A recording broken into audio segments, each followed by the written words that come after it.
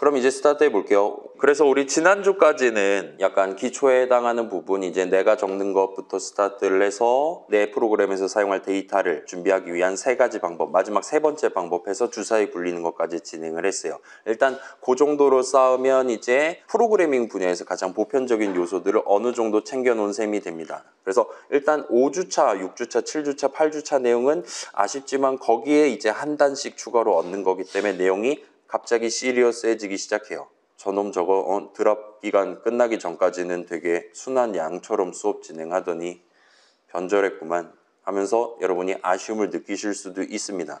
그렇긴 한데 뭐 지금 시점에 탑재해 두시면, 장착해 두시면 꽤 많은 어드밴티지를 가져갈 수 있는 스킬들 위주로 지금 준비가 돼 있으니까 차근차근 한번 구경해보고 넘어가도록 하겠습니다. 그래서 5-1, 5-2 이번에도 나눠서 준비를 해놨고, 이번에는 근데 앞뒤 내용 완전 다른 내용을 하는 게 아니라 앞에서 일단 5-1에서 일단 약간 이론적인 여러 가지 곁가지들을 일단 짠뜩 모아놓고 그걸 이제 5-2에서 그래갖고 지금 제목이 인덱스인데 이 인덱스라는 개념을 내가 파이썬 동네에서 적극적으로 쓰려면 예를 들면 어떤 식으로 수식 적을 수 있냐, 문장 적을 수 있냐를 약간의 시간이 아마 좀 모자랄 수도 있을 것 같아요. 약간의 둘러보기, 간단한 실습, 퀴즈 같은 느낌으로 챙겨보면 오늘 수업이 끝이 날 것 같습니다. 아무튼 그래서 5-1이고 인덱스라는 제목으로 스타트를 해볼게요. 자, 우리 지난 시간에 이제 나름 중요한, 여러분이 이제 나만의 목표에 도전하기 위해 중요한 내 프로그램의 코드 실행 흐름을 구성하기 위한 세 가지 개념 해서 순차, 분기, 반복을 소개를 했어요. 자,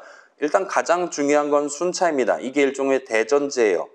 순차는 자, 실행은 우리가 하는 게 아니죠. 파이썬 인터프리터가 해주는 겁니다. 그렇긴 하지만 그 파이썬 인터프리터가 프로그래머인 우리가 적어놓은 순서대로 각각의 문장들을 위에서부터 아래대로 천편일률적으로 한 번씩 실행해 준다라는 게 순차의 기본적인 의도예요. 그 다음에 분기랑 반복은 그 순차 흐름, 기본적인 흐름의 일종의 베리에이션을 부여하고 싶을 때 여러분이 도입할 수 있는 개념입니다. 그래서 분기는 어떤 문장들을 0번 또는 한 번 실행할 수 있게 해주는 거고, 반복은 0번 또는 한 번 또는 여러 번 실행할 수도 있게 해주는 게 반복의 개념이라고 소개를 했습니다. 그래서 여러분은 내 프로그램의 분기 흐름을 도입하고 싶을 때 if문을 적을 수 있고, 그 다음에 반복 흐름을 구성하고 싶을 때 while문을 적을 수 있다. 물론 이제 while문은 분기 용어로도 쓸 수는 있긴 하지만 아마도 보통은 if문을 쓰게 될 것이다 정도까지 말씀을 드렸었습니다. 그렇게 해놓고 이제 두 번째로 중요할 수도 있는 것, 지금 우리가 예를 들면 사용자가 입력한 숫자만큼, 사용자가 고른 숫자만큼 내용물을 반복하고 싶다. 아니면 딱 3번만 반복하고 싶다와 같이 원하는 횟수만큼 반복하기 위한 일종의 3단 콤보를 소개를 했어요. 그래서 첫 번째 반복을 준비하는 거, 예를 들면 뭐 사용자로부터 너비 값을 입력을 받아서 담는다든가 그렇게 해서 해둔 다음에 일단 가장 처음에는 삼각형의 맨 윗줄 첫 번째 줄을 출력해야 된다와 같은 사실, 내지는 뭐 라이프를 3으로 두고 스타트한다라든가와 같이 가장 첫 번째 반복이 어떤 의미를 가질 것이냐를 여러분이 지정하기 위해 여러분은 아마도 할당문을 먼저 적고 스타트를 하시게 될 겁니다. 그 다음에 이제 반복 흐름을 구성하기 위한, 예를 들면 while문의 첫 줄을 적으시게 될 거예요. 그 첫 줄의 조건식 자리에다가 언제까지 반복할 것이냐, 어떨 때까지 반복할 거고 언제 그만둘 것이냐를 지정을 하시게 됩니다. 예를 들면 with 번째 줄까지 출력을 다 끝냈을 때, 내지는 life가 아직 0보다 큰 동안, 아직 살아있는 동안 반복한다와 같이 조건식을 지정하실 수 있을 거예요. 그렇게 해서 만약에 이번에 반복을 해야 되는 상황이라면 이번 반복 본문에 해당하는 뭐 보통 뭐 출력한다든가 등등 할 수 있겠죠. 여러분 지금 과제 넘버1, 목표 2번에 대해서도 이런 느낌으로 반복 흐름 얼마든지 구성할 수 있겠죠. 아무튼 그렇게 해서 한 바퀴 실행이 끝난 다음에 마지막 세 번째, 이제 방금 전에 1번째 줄을 출력했다면 다음번에는 2번째 줄을 출력해야 되는 게 맞으니까, 내지는 방금 전에 라이프가 3인체로 한번 서비스 진행했으니까 이제 라이프를 1 까면 되겠구나와 같이 역시나 할당문을 적되 아마도 보통은 플러스 1 해서 다시 담는, 내지는 마이너스 1 해서 다시 담는 느낌의 할당문을 아마도 이 내용물 마지막 문장으로서 적어두고 끝을 내실 수가 있게 될 겁니다. 그래서 지금 다시 보시면 확실히 여기는 지금 중요한 게 데이터 흐름이 지금 맨 처음 시작하기 전에 살짝 담아둬야 되고, 그 다음에 매 중간중간 이번 반복과 다음 반복 사이에 약간의 데이터 흐름을 발생시켜 두면 내가 원하는 코드 실행 흐름이 얼마든지 발생할 수 있을 것이다 라는 느낌의 아이디어를 확인해 보실 수 있을 거예요. 아무튼 요거는 4-1에서 우리가 구경해 보았던 내용입니다. 그 다음에 이제 4-2에서는 내 프로그램 안에서 사용할 데이터를 다루기 위한 세 가지 방법이에요. 자, 결국은 내 프로그램은 여러분이 직접, 프로그래머인 여러분이 직접 문장을 적어가면서 수식을 적어가면서 구성을 하게 됩니다. 그래서 내 프로그램에서 사용할 데이터를 정한다라는 건 결국은 아무튼 여러분이 수식을 적음으로써 정하게 돼요. 자, 수식은 계산하면 결과값이 하나 나오는 친구라 그랬잖아요. 여러분이 나중에 이거 F5 누르면 지금 학교종 노래를 2배속으로 출력해야 된다라는 강렬한 의지를 가지고 있다면 여러분은 리터럴 2를 적절한 자리에 적음으로써 는 오른쪽, 템포는 2 같은 느낌으로 적음으로써 그 목표를 얼마든지 달성하실 수 있었습니다. 그런 식으로 프로그래머인 내가 직접 이 프로그램 안에서 사용할 중요한 데이터를 정하고 싶다라면 그때는 리터럴 적어두시면 돼요. 뭐 다른 방법도 있겠지만 이게 가장 쉬울 겁니다. 그러지 않고 자, 나는 지금 이 노래 가사를 몇 배속으로 출력할 건지 정하지 않을 예정이지만 나중에 F5 눌렀을 때 모니터 앞에 있는 키보드 앞에 있는 사용자가 정할 수 있도록 사용자가 3하고 엔터 쳤다면 3배속으로 출력할 수도 있도록 만들고 싶다면 그때는 인풋 괄호 열고 닫고 요 인풋이라는 함수에 대한 호출식을 섞어가지고 예를 들면 인트 괄호 열고 닫고로 묶는다든가 등등 수식을 적어두시면 됩니다. 그렇게 하면 나는 F5 눌렀을 때 앞에 사용자가 누가 앉아있을지 몰라요. 그렇기 때문에 나는 계산 결과값을 모르지만 사용자는 본인이 입력한 거니까 알고 있을 만한 그런 값을 내 프로그램 안에서 데이터로서 활용할 수 있게 됩니다. 그 다음에 마지막으로 자, 지금 2명이 나온 거잖아요. 프로그래머인 나랑 키보드 앞에 있는 사용자입니다. 유저입니다. 그래서 일종의 프로그래밍이라는 행위를 컴퓨터 파이썬 인터프리터를 가운데다 두고 프로그래머인 나와 미래의 사용자 또 다른 어떤 사람 사이에 일종의 상호작용을 하는 소통을 하는 커뮤니케이션을 하는 느낌으로 우리가 받아들일 수도 있을 거예요. 그런 상황에서 당사자인 나, 코드 적고 있는 나도 모르고 앞에서 지금 실행하고 있는 저 사람도 모르는 임의의 값을 내 프로그램 안에서 활용할 수도 있고 일단 우리는 그런 목표를 달성하기 위해 랜덤이라는 뭔가를 임포트해 와서 임포트 랜덤 엔터 적어두고 그다음에 랜드인트 등등등 요소들을 대한 함수들에 대한 함수 호출식을 적어서 구성할 수 있다는 걸 짤막하게 확인을 했습니다. 그래서 이론적으로는 개발자인 나 자신도 얼마든지 패배할 수 있는 그런 게임을 만드는 경지에 도달했다 보시면 돼요.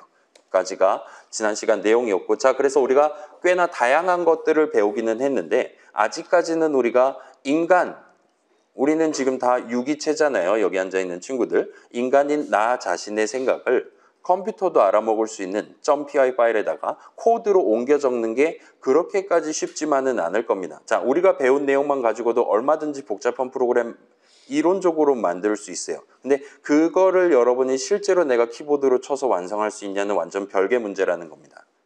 그래서 어디가 난점이냐 생각해 본다면 자, 뭐 대충 이거 저거 쓰면 되지 않을까? while문 안에 if문 적으면 되지 않을까? 라고 생각하는 그런 간단한 아이디어도 여러분이 지금 생각하고 있는 그 흐름을 그 코드 실행 흐름을 오로지 순차 분기 반복의 조합만으로 나눠서 다룰 수가 있어야 돼요. 근데 그러기에는 우리는 아직 문장 적는 방법 몇 개 모르죠 지금. 수식 적는 방법 맨날 뭐 더하기 빼기만 하고 앉았죠. 아무튼 우리는 지금 문장 수식 적는 방법을 아직 다양하게 알고 있지 못하기 때문에 우리가 직접 구사할 수 있는 실행 흐름 관점에서 우리가 구사할 수 있는 범주가 매우 좁다라고 얘기를 할 수 있습니다. 프로그래밍 고수분들의 우리 갓 친구들에 비하면 그렇다고 말할 수 있어요. 자, 코드 측면에 대해서는 그렇고 요건 이제 경험으로 해결할 수 있다 칩시다. 아무튼 간에 자, 데이터 측면에서도 중간중간에 내 프로그램 실행하다가 필요한 데이터를 적절한 형식 값으로서 어딘가에 담아뒀다가 필요할 때 다시 꺼내서 더하기 빼기해서 또 담고 마지막에 출력하고와 같이 다룰 수가 있어야 되는데 그러기에는 우리는 아직 알고 있는 형식이 몇 종류 없는 상태예요. 일단 우리 4가지 배웠죠. 인트 플롯 str 불 배웠잖아요. 그거 말고도 다양한 형식들 존재하는데 우리는 아직까지 뭐 타입의 타입은 타입입니다. 뭐 이런 소리나 하고 앉았고 다른 것들을 많이 알려드리지 않은 상태입니다. 특히나 이제 여러분이 지금 과제 넘버1 목표 3번을 하는 경우에는 자 여러분 직접 목표 1번에서 숫자 알고 게임 해봐서 알겠지만 머릿속에 엄청 많은 숫자들이 왔다 갔다 한단 말이에요. 실질적으로 우리가 고르는 건 숫자 3개에 불과하지만 그 숫자 3개, 다음번 숫자 3개를 뽑기 위해 내 머릿속에서는 수많은 가정을 하고 예를 들면 소거법을 해가지고 남는 숫자만 남겨가지고 등등등 을 해서 결국은 또 마지막에 때려 맞추기까지 해가면서 여러분이 게임을 진행을 했을 거예요. 를 하기 위해서 그러니까 꽤나 많은 분량의 데이터들을 여러분이 다루기 위해서는 아직까지는 우리가 이제까지 배운 형식들만 가지고는 그걸 구사하기가 상당히 힘들 겁니다. 아무튼 그래서 이번 시간에는 이 데이터 측면에서 지금보다 좀 더 유연하게 값들을 다루기 위한 개념 하나를 소개를 해드리려고 하고 있어요. 그게 오늘 제목인 인덱스입니다. 여러분이 이미 알고 있는 그렇긴 하지만 프로그래밍 관점에서 다시 돌아봤을 때 새로운 관점이 될 것 같아요. 아무튼 인덱스입니다. 순서 몇 번째 정도를 의미하는 단어로 봐주시면 좋을 것 같아요. 그래서 굵은 글씨 단어로 5-1에서 이 친구를 소개를 하는 게 1시간 정도 걸리지 않을까 싶어요. 오늘 중간 쉬는 시간은 조금 늦춰서 쉬도록 하겠습니다. 그 다음에 5-1을 빠르게 주파하고 퇴근을 하도록 할게요. 아무튼 이 인덱스라는 친구를 우리가 완벽하게 납득을 하기 위해 중간중간 이런저런 얘기들을 조금씩 구경해보고 넘어가려고 하고 있어요. 그래서 오늘 새로 나오는 단어가 좀 많습니다. 그래서 위치라는 단어, 이름, 이거는 원래 자주 등장했던 단어인데 오늘 이제 굵은 글씨가 됐어요. 그 다음에 이름사전이라는 뭔가가 있다는 사실을 배울 겁니다. 그 다음에 그 다음에 마지막으로 인덱스가 등장할 거예요. 그래서 원래는 오늘 과제 넘버2가 출제될 예정이었는데 다음 주로 연기를 하기로 했습니다. 아무튼 과제 넘버2에서 이 인덱스랑 관련된 여러 가지 요소들을 여러분이 직접 구경을 해보실 수 있을 것 같아요. 아무튼 요건 다음 주로 연기했으니까 요거 잠깐 구경하고 5-2에서 실습 살짝 하면 오늘은 바로 퇴근할 수 있을 것 같습니다. 그래서 시작해 봅시다. 조금 5-1은 내용이 좀 먼 길이 될 수 있을 것 같은데 조금만 힘내서 한번 구경을 해보도록 합시다. 자, 그래서 시작부터 사연 구경이라고 지금 슬라이드 준비해놨고 그다음에 오른쪽 위에 보시면 지금 별표가 하나 박혀있는 걸 볼 수 있어요. 자, 이걸 이전에도 봤을 수도 있을 것 같은데 이 별표는 지금 중요해서 쳐둔 게 아니라 자, 지금 와서 하는 말인데 우리 수업 자료에서 이렇게 중간에 별표가 찍혀있는 슬라이드는 이 슬라이드에만 적혀있는 내용은 절대로 시험에 출제되지 않겠다라는 매우 중요한 의미를 띠는 마크라고 봐주시면 좋을 것 같습니다. 예를 들어서 여러분 집에 가서 유튜브 그 1주차 영상 보시면 1주차 슬라이드는 제목에 이렇게 별표가 찍혀 있어요. 맨 앞 슬라이드에. 유튜브 영상 그 썸네일에도 별표가 찍혀 있을 겁니다. 이런 식으로 .pdf 파일 첫 슬라이드 딱 까봤는데 거기 별표가 찍혀 있다면 모든 슬라이드에 별표가 찍힌 거랑 동치로 칩니다. 그 .pdf 파일에만 적혀 있었던 내용은 절대로 시험에 출제하지 않겠다. 예를 들어 1주차 시작에 별표 쳐놨단 말이에요. 우리 수업 중간고사는 비율이 몇 %입니까? 이딴 거 시험 문제로 내지 않는다는 겁니다. 그러니까 지금이 시험 기간이고 여러분이 지금 제가 하는 말을 유튜브 영상으로 8주차에 듣고 있다면 과감하게 이 부분은 스킵을 하시는 걸 추천드릴게요. 그래서 이런 별표는 상대적으로 덜 중요하거나 아니면 중요하긴 한데 지금 시점에 2-4학번 기준으로 지금 시점에 이 내용을 어느 정도 납득하는 것조차 불가능할 만한 좀 어려운 약간 지엽적이라고도 할 수 있는 하지만 지금 구경해두면 도움은 될 것 같은 내용들을 별표를 쳐서 소개를 하려고 하고 있습니다. 특히나 지금 이 시작부터 사용 구경 부분은 지금은 납득하기가 어려울 수 있으니까 가볍게만 구경해 보시면 좋을 것 같아요. 아무튼 그래요. 자, 우리가 작성한 파이썬 프로그램을 우리 대신 다뤄주는 무언가들은 항상 순차 개념, 대전제를 지켜가면서 우리가 작성한 코드를 실행해 주도록 설계되어 있어요. 그래서 우리의 문장 실질적으로 실행해 주는 파이썬 인터프리터, 그 다음에 파이썬 인터프리터도 사실은 프로그램이란 말이에요. 저 파이썬 인터프리터 .exe 파일을 실행해 주는 윈도우라는 운영체제가 존재하고 그 친구도 당연히 우리 노트북 집에 있는 데스크탑 컴퓨터 위에서 동작하는 친구죠. 컴퓨터도 역시나 기본적으로 순차 개념을 지켜가면서 각각의 명령어들을 실행하도록 설계되어 있습니다. 자, 인간인 우리는 그렇지 않잖아요. 오늘 할 일 해가지고 A4 용지에 10줄을 적어놨다 하더라도 항상 맨 위에 있는 거 먼저 하고 그 다음에 그 다음 걸 하고 등등을 하는 건 아닙니다. 딱 봤을 때 지금 맨 위에 거는 지금 줄이 너무 많이 서 있네. 이건 조금 이따 다시 오기로 하고 두 번째 걸 먼저 하자와 같이 예를 들면 효율이라든가 예를 들면 그냥 내 마음에 드는 거 먼저 하자와 같이 다양한 사유로 인해 원래 내가 적어놨었던 순서랑 전혀 상관없이 각각의 내용물들을 커버를 할 수가 있어요. 근데 컴퓨터는 절대로 그런 짓을 하지 않는다는 겁니다.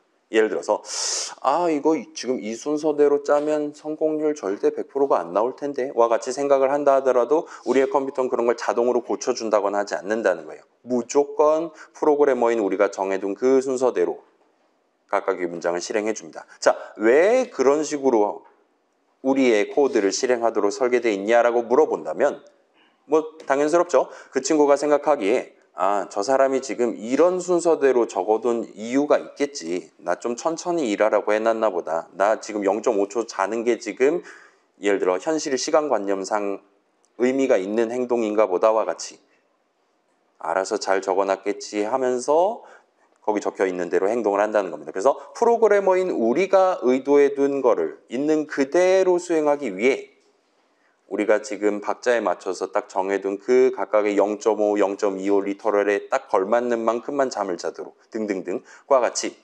무조건 그렇게 수행하도록 설계되어 있다 정도로 답할 수가 있을 것 같아요. 괜찮습니까?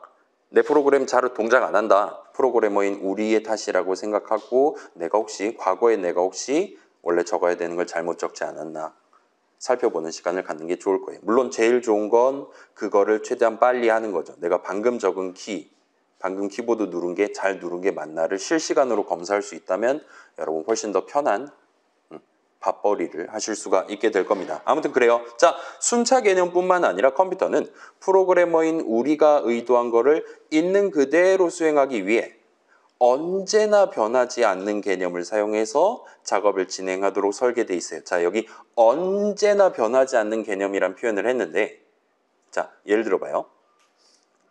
세상에 다양한 개념이 있잖아요. 그것들 중에 예를 들면 우정이라든가 사랑이라든가 이런 건 변하잖아요. 그죠?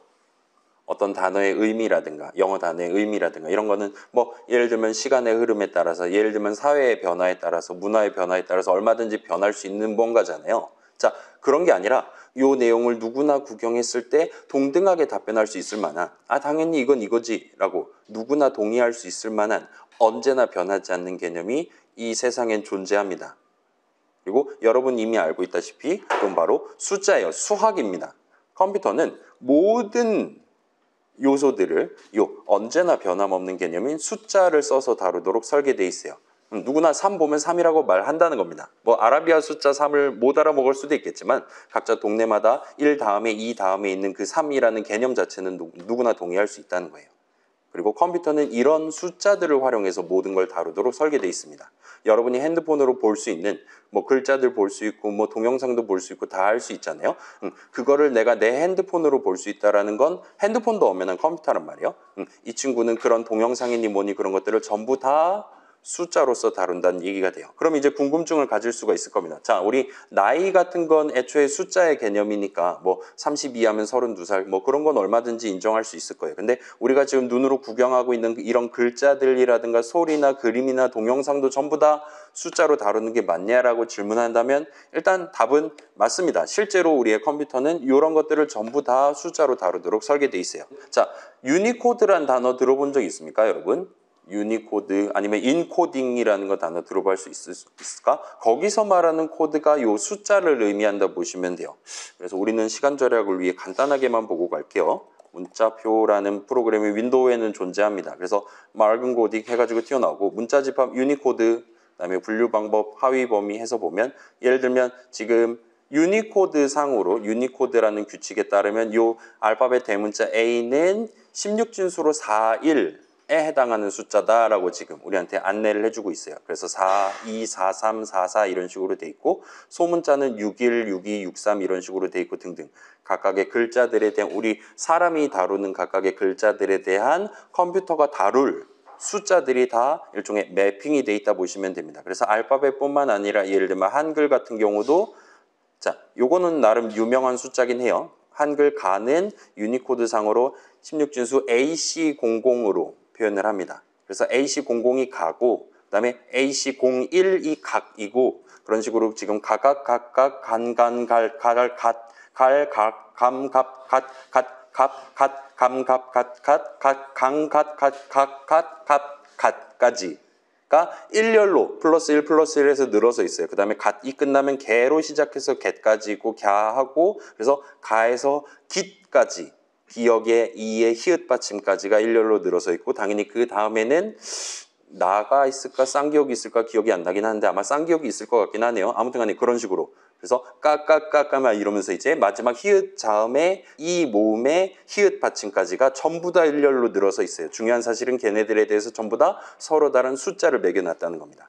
그래서 내가 지금 유니코드로 글자들을 다룬다라는 사실만 고정을 시켜놨다면 내가 이 숫자들만 차근차근 나열해둬도 우리의 컴퓨터는 그걸 그대로 저장해 둘 수 있고 나중에 그걸 다시 읽어와서 아 이게 지금 AC00이 적혀있네 라는 걸 확인하고 우리 눈에 이런 식으로 가 한 글자에 해당하는 그건 이제 폰트라고 부르는 도움이 필요하겠죠. 가 한 글자에 해당하는 그림을 대신 출력을 해주는 게 가능하다 보시면 됩니다. 아무튼 글자는 숫자로 다루는 게 가능하고 유니코드 같은 게 그런 어떤 글자에 대한 숫자를 어떻게 매길 것이냐를 정해놓은 규칙이라 보시면 돼요. 자, 소리 같은 경우는 여러분 그 일반 물리라든가 시간에 이제 이런 식으로 시간에 따른 뭔가 힘의 변화 그래서 이런 느낌으로 일종의 파형 같은 거 나오는 걸 여러분 구경해 본 적 있을 거예요. 웨이브폼이라고 부를 수 있을 것 같은데 자 이런 식으로 소리는 결국 진동이란 말이에요. 제가 제 이 목을 이렇게 떨어 가지고 여러분들한테 파동을 지금 날리고 있는 겁니다. 그죠? 그래서 그 파동의 세기를 일정 시간 간격마다 재는 거예요. 그래서 이때는 요만큼, 이때는 요만큼 이런 식으로 요 숫자들을 나열해서 기록을 해두는 게 가능합니다. 그렇게 일단 기록해뒀다가 나중에 이제 더블 클릭해서 다시 열면 그 숫자들을 순서대로 확인해서 지금 컴퓨터에 달려있는 스피커를 앞뒤로 흔드는 게 가능해요. 그러면 그렇게 앞뒤로 흔들면서 이 친구가 제가 발음했을 때랑 유사한 느낌으로 둘둘둘둘 떨리면서 제 목소리를 여러분의 노트북에서 유튜브 영상으로 다시 구경할 수 있도록 그렇게 소리를 재생을 하는 게 가능합니다. 그런 방식이 이제 소위 말하는 웨이브 형식이 되는 거고 얘는 이제 용량이 너무 클 수도 있으니까 이제 MP3라든가 그런 거 여러분 들어본 적 있을 수도 있을 것 같아요. 그런 압축을 해서 담아두는 방법들도 등장을 했죠. 자, 그림도 비슷한 느낌이죠. 그림 여러분 뭐 풀 HD니 그런 거 들어본 적 있을 거고 픽셀 들어본 적 있을 겁니다. 전체 그림 가로 세로로 잘게 자른 다음에 그 점 하나하나를 무슨 색깔로 칠할 거냐를 기록을 해두면 돼요. 그 다음에 마지막 동영상은 결국 그림들의 나열이잖아요. 일단 기본적으로. 그렇기 때문에 그림 이런 식으로 그 시간에 대한 각각의 그림 한 장 한 장을 다 기록을 해두는 게 가능할 겁니다. 거기에 플러스 소리 채널까지 추가로 저장해두면 되겠죠. 물론 그러면 너무나도 용량이 크기 때문에 보통은 이제 얘도 압축을 해서 다루도록 설계가 돼 있다 보시면 됩니다. 자, 요거 지금 별표 쳐져 있는데 우리 전공자잖아요. 나름 상식이니까 대충만 알아두고 넘어가시면 좋을 것 같아요. 중요한 사실은 이 모든 것들을 다 우리 핸드폰으로 구경할 수 있었고 그 말은 곧 이 모든 것들을 컴퓨터는 숫자로 다루는데 성공했다. 효율적으로 다루고 있다라고 봐주시면 좋을 것 같아요. 아무튼 자, 쟤네들은 전부 다 우리 입장에서 보면 데이터잖아요. 자, 컴퓨터가 숫자만 사용한다라면 우리가 이전에 살펴봤던 우리 수업 시간에 나왔던 그 모든 내용들이 다 숫자냐라는 질문을 해볼 수가 있어요. 데이터들 뭐 인트값 숫자라고 말할 수 있겠죠. 딴 것들도 다 그러냐. 심지어 문장이라든가 함수라든가 그런 것들도 다 숫자냐라고 물어볼 수가 있습니다. 그리고 정답은 당연해요. 자, 그래서 컴퓨터 프로그램은 엄청나게 많은 숫자들의 나열로 구성되게 돼요.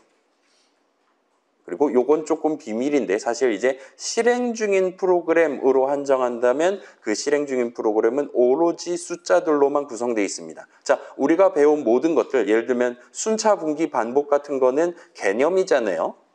그런 애들은 실행 중인 프로그램 안에 숫자로 존재하진 않을 수도 있습니다.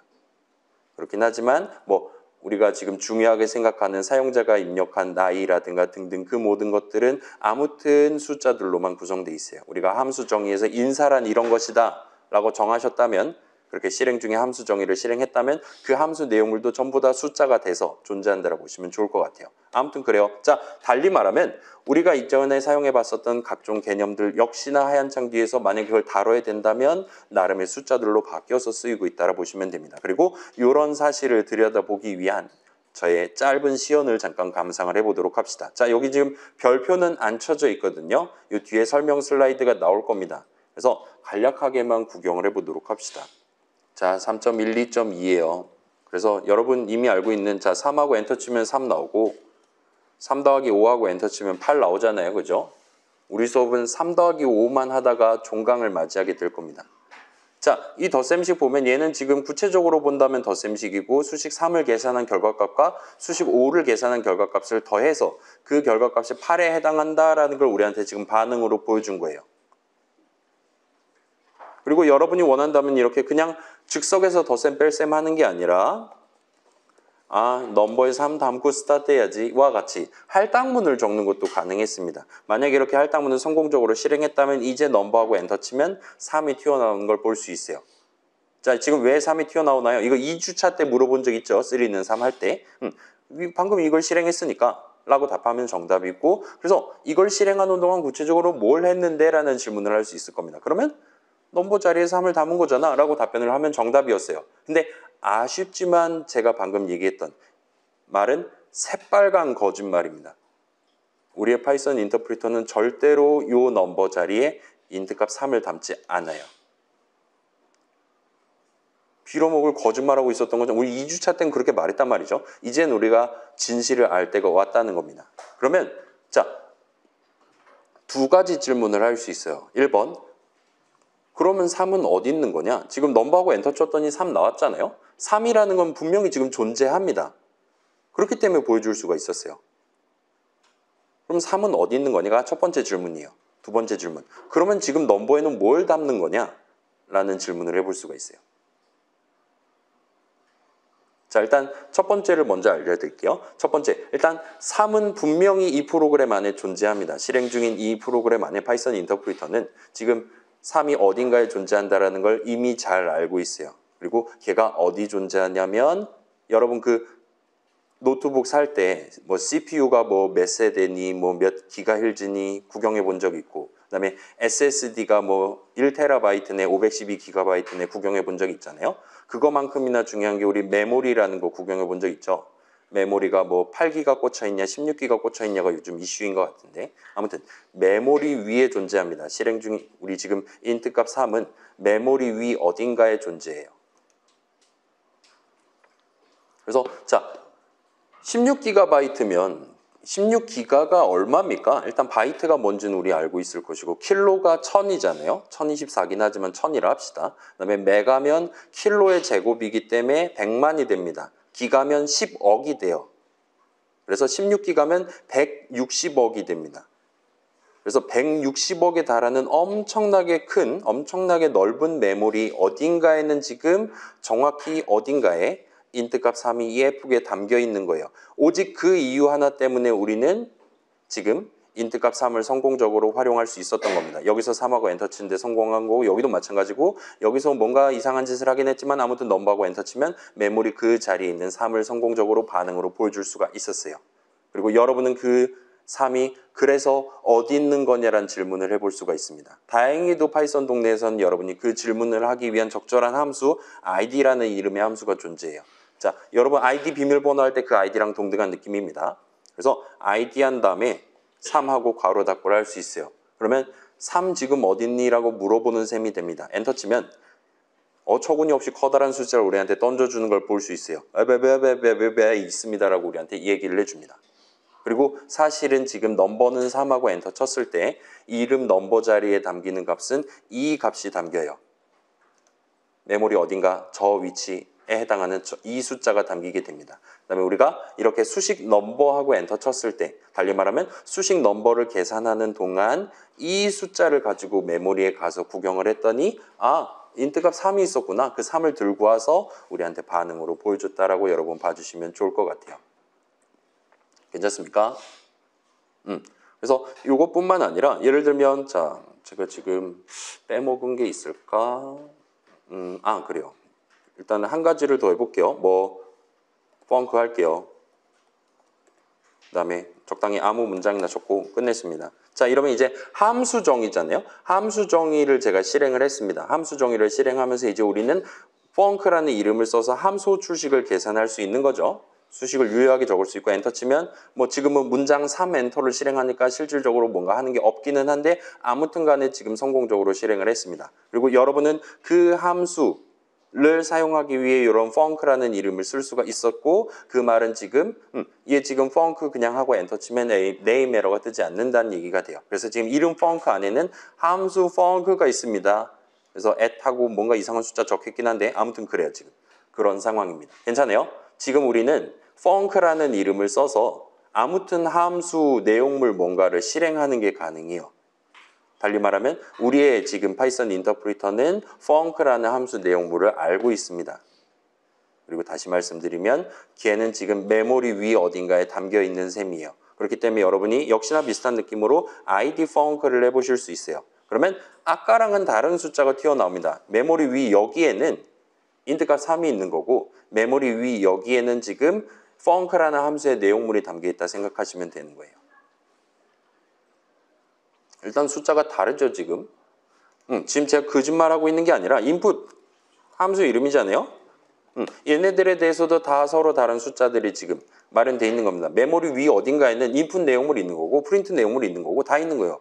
자, 당연히도 id 3, 그러니까 3도 존재하는 거고 4도 존재합니다. 당연히 얘네 둘은 서로 다른 숫자가 튀어나올 거예요. 메모리 위 서로 다른 자리에 사실은 얘네 둘은 정확히 32만큼 차이 나긴 하지만 아무튼 간에 메모리 위 서로 다른 자리에 여긴 3 있고 여긴 4 있고 여긴 5 있고 등등도 하고 있는 겁니다. 자, 그러면 두 가지를 더 소개해 볼게요. 자, 지금 보면 요거 엄청 큰 숫자잖아요. 여러분이 이제 얘는 지금 10진수 표현이죠. 그죠? 제가 나이 갖고 여러분 허위 매물 하고 있을 때 장난치고 있을 때 제가 16진수로 204이라고 얘기했잖아요. 16진수로 20대라고. 그래서 여러분이 지금 내가 알고 있는 숫자 예를 들면 32살이라 칩시다. 10진수로 계산하면 인트값 32가 나올 만한 16진수 표현을 내가 어떻게 적으면 되겠니를 물어보는 게 가능해요. hex라는 함수를 쓰시면 됩니다. 그러면 나한테 0x20 네 글자 적으시면 됩니다 라고 답변을 해줘요. 괜찮습니까? 그래서 내가 그 말을 믿고 리터럴이죠 이거. 엔터 치면 얘는 지금 계산하면 인트값 32가 10진수로 32가 튀어나올 만한 항상 튀어나올 만한 16진수 표현을 쓴 int 리터럴이라 말할 수 있어요. 아무튼 16진수 표현은 파이썬 동네에서 0x 어쩌고라고 적습니다. 그리고 지금 보면 아까 func하고 엔터 쳤을 때 거기 func라는 함수 있어요. 한 다음에 여기 지금 add을 적어놓은 걸 볼 수 있어요. 골뱅이를 여기다 찍어놨습니다. 그리고 뒤에 뭔가 0x 어쩌고 저쩌고를 하는 걸 볼 수 있어요. 그걸 토대로 id func 있잖아요. 우리가 이런 느낌으로 이 뭔가 커다란 숫자를 16진수로 표현하면 뭐냐를 물어볼 수가 있고 그때 이제 이런 느낌의 숫자가 나오고 얘가 지금 우리가 그냥 수식 펑크 계산할 때 우리한테 알려주는 이 정보에 적혀있는 at에 해당하는 거랑 완전히 동등하다라는 걸 역시나 확인하실 수 있을 거예요. 그래서 진짜로 지금 메모리 위에 제 컴퓨터의 메모리 위에 저 자리에는 펑크 내용물이 담겨 있는 겁니다. 그래서 지금 id 해갖고 우리가 얻을 수 있는 숫자는 그게 10진수냐 16진수냐는 사실 중요하지 않아요. 그건 표현이니까요. 아무튼 그 숫자는 결국 지금 3이 어딨냐, 펑크가 어딨냐 등등 인풋이 어딨냐 등등을 나타내는 거다라고 얘기를 할 수가 있어요. 자, 그럼 이제 마지막으로 한 가지만 더 해봅시다. 지금 보면 자, 이 친구는 지금 넘버가 뭔지 알고 있고 펑크가 뭔지 알고 있지만 여전히 예를 들면 뭐가 있을까요? 5 해봅시다. 5하고 엔터 치면 지금 네임 에러가 뜨는 걸 볼 수 있어요. 자, 파이썬 인터프리터가 보기에는 얘네 둘은 지금 알고 있어요. 근데 얘는 모르고 있습니다.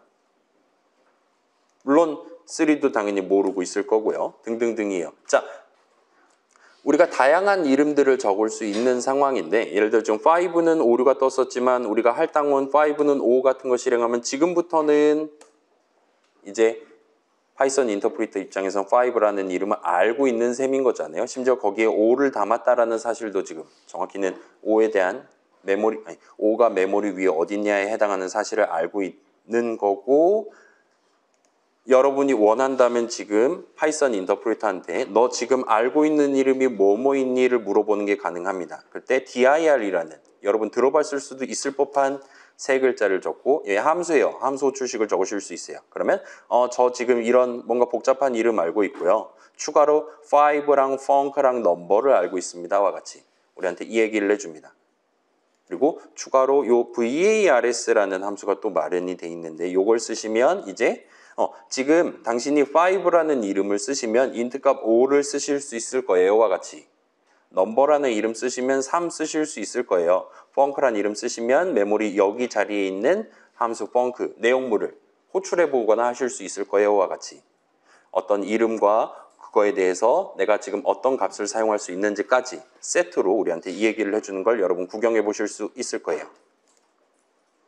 그래서 우리 지금 파이썬 인터프리터는 지금 하얀 창 뒤에서 요런 복잡한 숫자들을 달아가면서 요런 각각의 이름을 갖고 뭘 쓸 수 있어야 되는 거냐 등등을 관리를 해가면서 우리가 적어놓은 수식 계산하고 우리가 적어놓은 문장들을 열심히 실행해주고 있다라고 보시면 됩니다. 그렇게 해줌으로써 우리는 데이터 흐름 관점에서 우리가 원래 희망했었던 그런 목표들을 예를 들면 지금 학을 출력해야 된다라든가 등등 그런 작은 것들부터 포함해서 대부분의 목표를 성공적으로 달성을 할 수 있었다 보시면 될 것 같아요. 그래서 여기까지가 파이썬 프로그램 실행의 뒷면 일단 첫 번째 시연입니다. 방금 봤던 내용들 정리해서 복습용 슬라이드 준비했어요. 자, 여긴 별표가 없습니다. 그래서 메모리 얘기가 등장했어요. 자, 프로그램에서 사용하는 모든 숫자들은 기본적으로는 그 프로그램이 실행되고 있는 컴퓨터의 메모리에 담겨 있어야만 해요. 예를 들어 뭐 카카오톡 생각해 봅시다. 내가 핸드폰에 카카오톡 앱이 깔려 있다고 하더라도 지금 새로운 메시지는 아직 내 핸드폰에 존재하지 않고 카카오 서버에만 있을 수 있습니다. 그랬을 때 내가 카톡 아이콘을 누르면 일단 카카오 서버에 가서 새로운 메시지 있나 없나 해서 그 중요한 데이터를 이 컴퓨터로 가져와야 돼요. 내 핸드폰으로 다운로드를 해야 됩니다. 그렇지 않으면 여러분 눈에 보여줄 수가 없어요. 이 프로그램에서 사용할 수가 없습니다. 그 다음에 그 숫자들이 지금 메모리에 올라가 있는 게 아니라 예를 들면 어딘가에 파일에 저장돼 있거나 한다면 일단은 그 파일을 열어서 내용을 읽어서 메모리 위에 올려놔야 돼요. 그래야지만 우리 프로그램에서 사용할 수 있습니다. 그래서 여기서 말한 모든 숫자에는 뭐 인트값 3이니 학교 종이니 그런 우리가 생각하는 일반적인 데이터뿐만 아니라 인사 덩어리라든가 아무튼 지금 프로그램이 다루고 있는 모든 숫자들, 데이터 코드 무관한 모든 숫자들이 다 포함된다 보시면 돼요. 그리고 파이썬 인터프리터는 우리가 적어둔 문장을 실행하는 도중에 필요에 따라서 메모리 어딘가에 있는 값을 가져와서 사용하거나 메모리 어딘가에 얼마든지 새로운 값을 담거나 하는 게 가능합니다. 예를 들면 함수 정의 실행하다가 인사 내용물 이런 거구나. 내가 새로 알아낸 사실을 메모리 어딘가 새로운 자리에다가 숫자로서 담아두는 게 가능해요. 그렇게 수행을 해줘야 우리가 나중에 아까 메모리에 담아놨던 그 함수 내용물, 인사 내용물을 실행하는 게 가능하기 때문입니다. 아무튼 그래요. 자, 그래서 여기서 위치값이라는 표현이 나옵니다. 그래서 영어로는 어드레스라고 불러요. 자, 어드레스는 보통 여러분 C 수업 지금 같이 듣고 있으니까 그 동네에서는 아마 주소라는 표현을 본 적이 있을 겁니다. 주소 값이라는.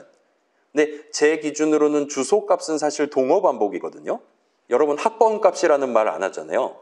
왜냐면 학번 자체가 숫자니까요.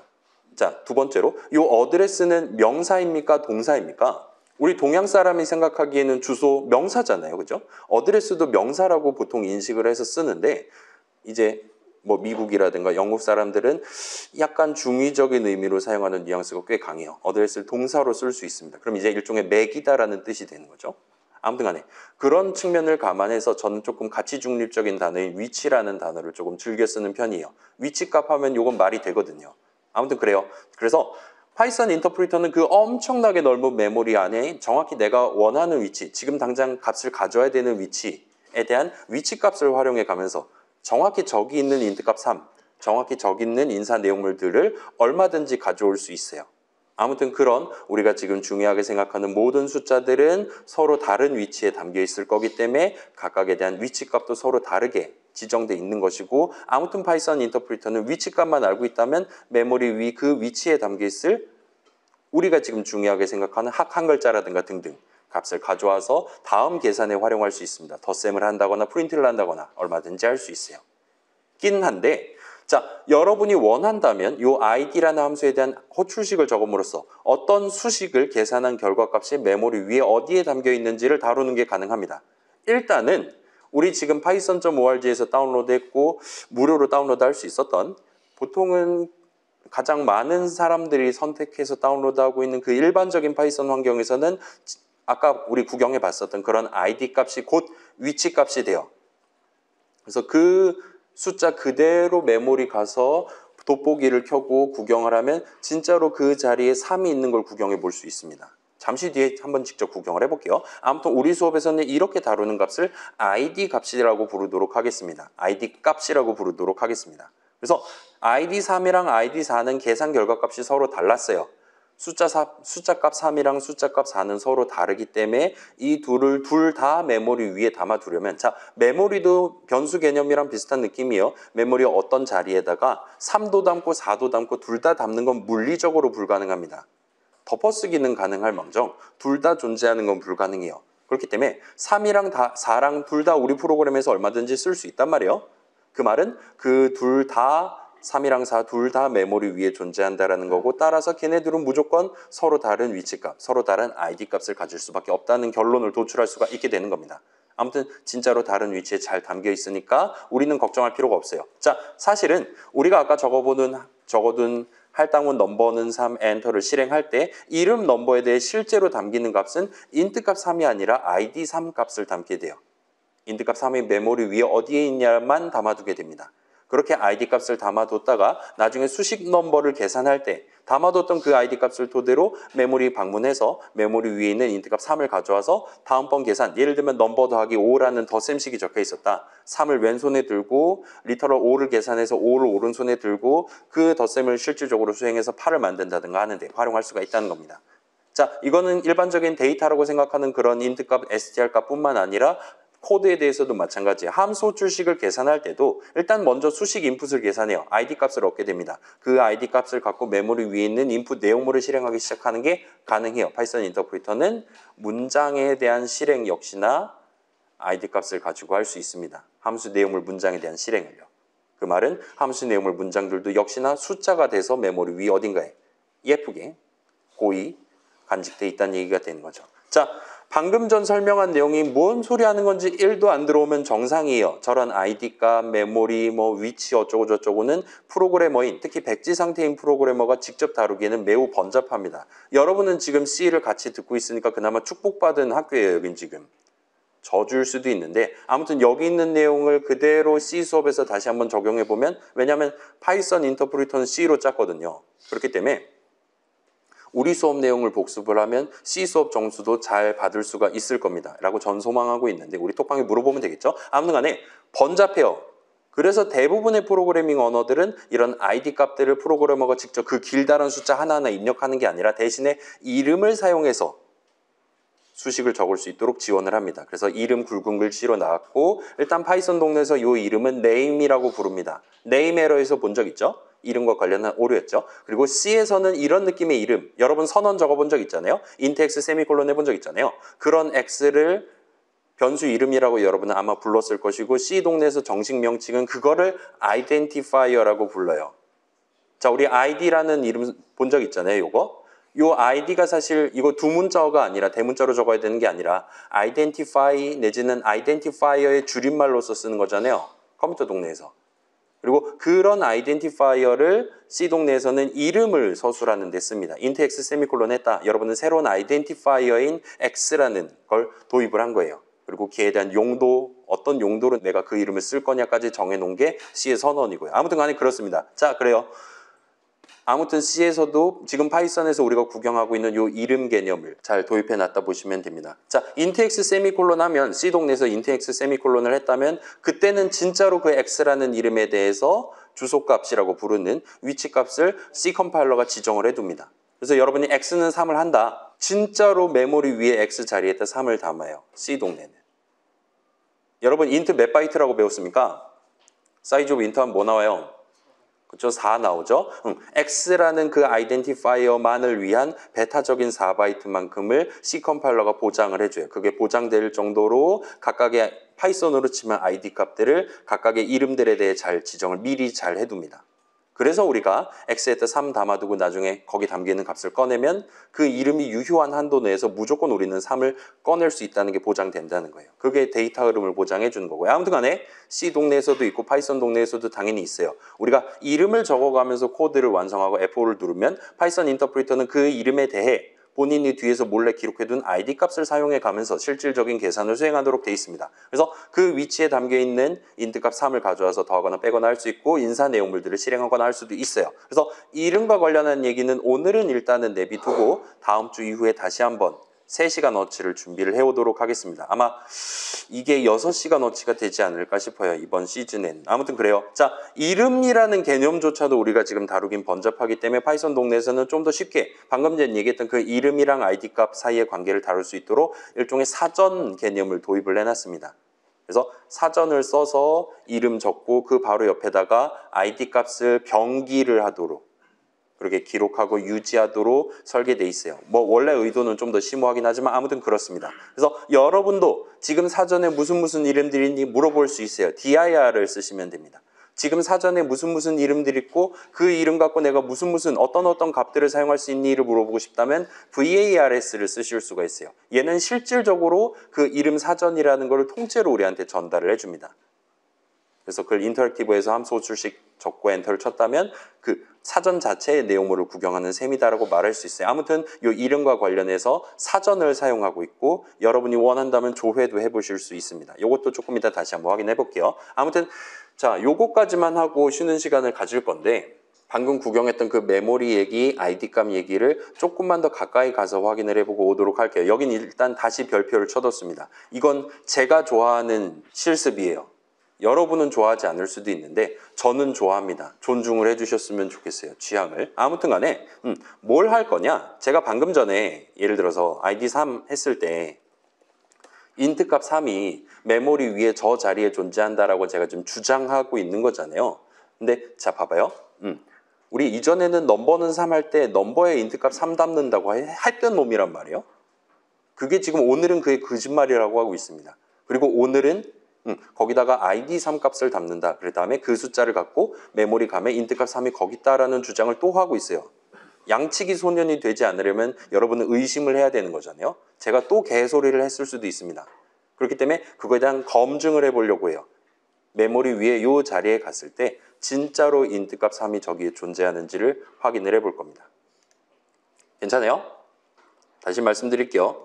자, 제가 주장하는 건 메모리 위에 이 자리에 가면 인트 값 3이 있습니다. 예요. 그리고 그 말이 사실인지 아닌지 확인하는 방법은 여러 가지가 있겠지만 검증하는 방법은 저는 직접 이 지금 파이썬 인터프리터가 사용하고 있는 그 메모리라는 걸 직접 검색을 해서 진짜 메모리 위에 이 자리에 3이 적혀 있는지를 확인을 해볼 겁니다.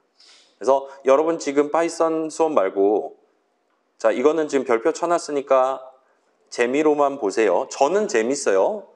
이게 재밌다고 느낀다면 여러분 지금 과를 선택을 잘 하신 겁니다. 여러분 C 할 때 아마도 설치해서 쓰고 있을 비주얼 스튜디오라는 친구를 들고 왔어요.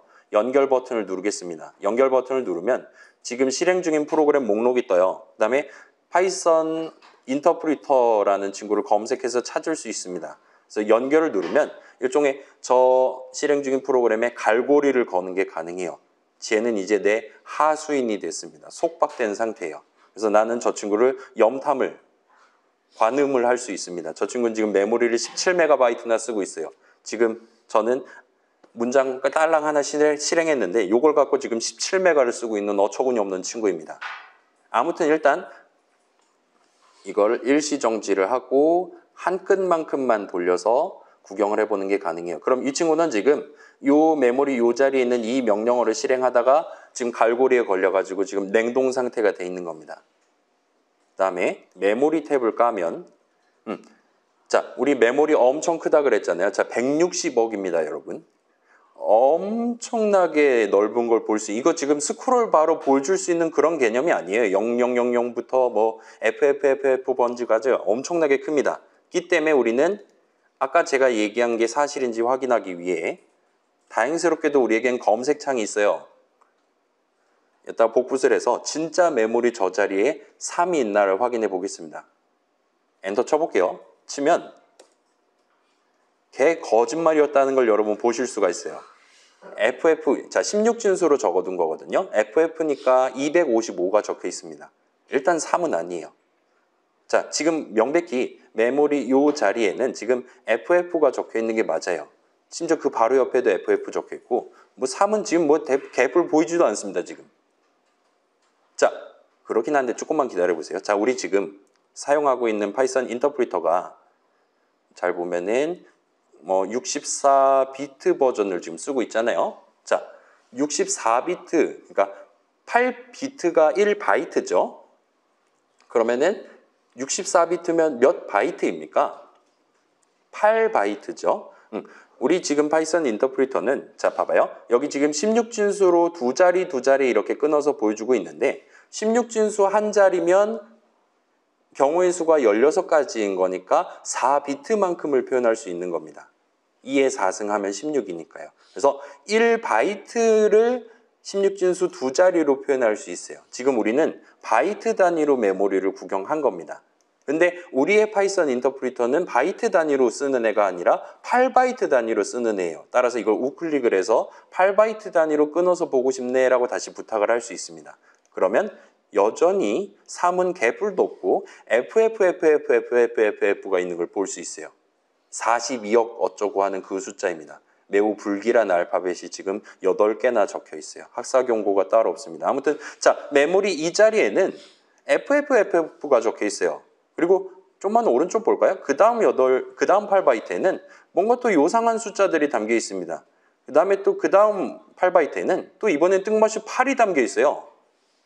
그 다음에 그 오른쪽에는 여기에 이제 비로소 8바이트로 3이 진짜로 담겨 있는 걸 볼 수 있어요. 그리고 사실은 파이썬 동네에서 지금 인트값 3은 이만큼을 써서 32바이트를 써서 표현을 하고 있습니다. 이만큼이 지금 인트값 3 그 자체인 거예요.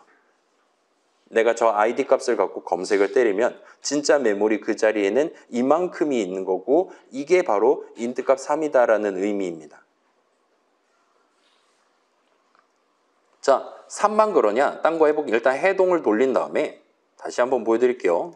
자, 이번에는 id3 말고 id4를 한번 해볼게요. 역시나 다른 숫자가 튀어나오죠. 능숙한 솜씨로 복사해서 다시 한번 갈고리를 걸고 한 끈만큼 이동시킨 다음에 메모리 탭으로 와서 검색을 때려볼게요. 검색을 때리면 이번에도 FF 이상한 숫자 8 한 다음에 4가 있는 걸 볼 수 있어요. 근데 자세히 보시면 얘 지금 사실 3의 아래층에 살고 있었어요.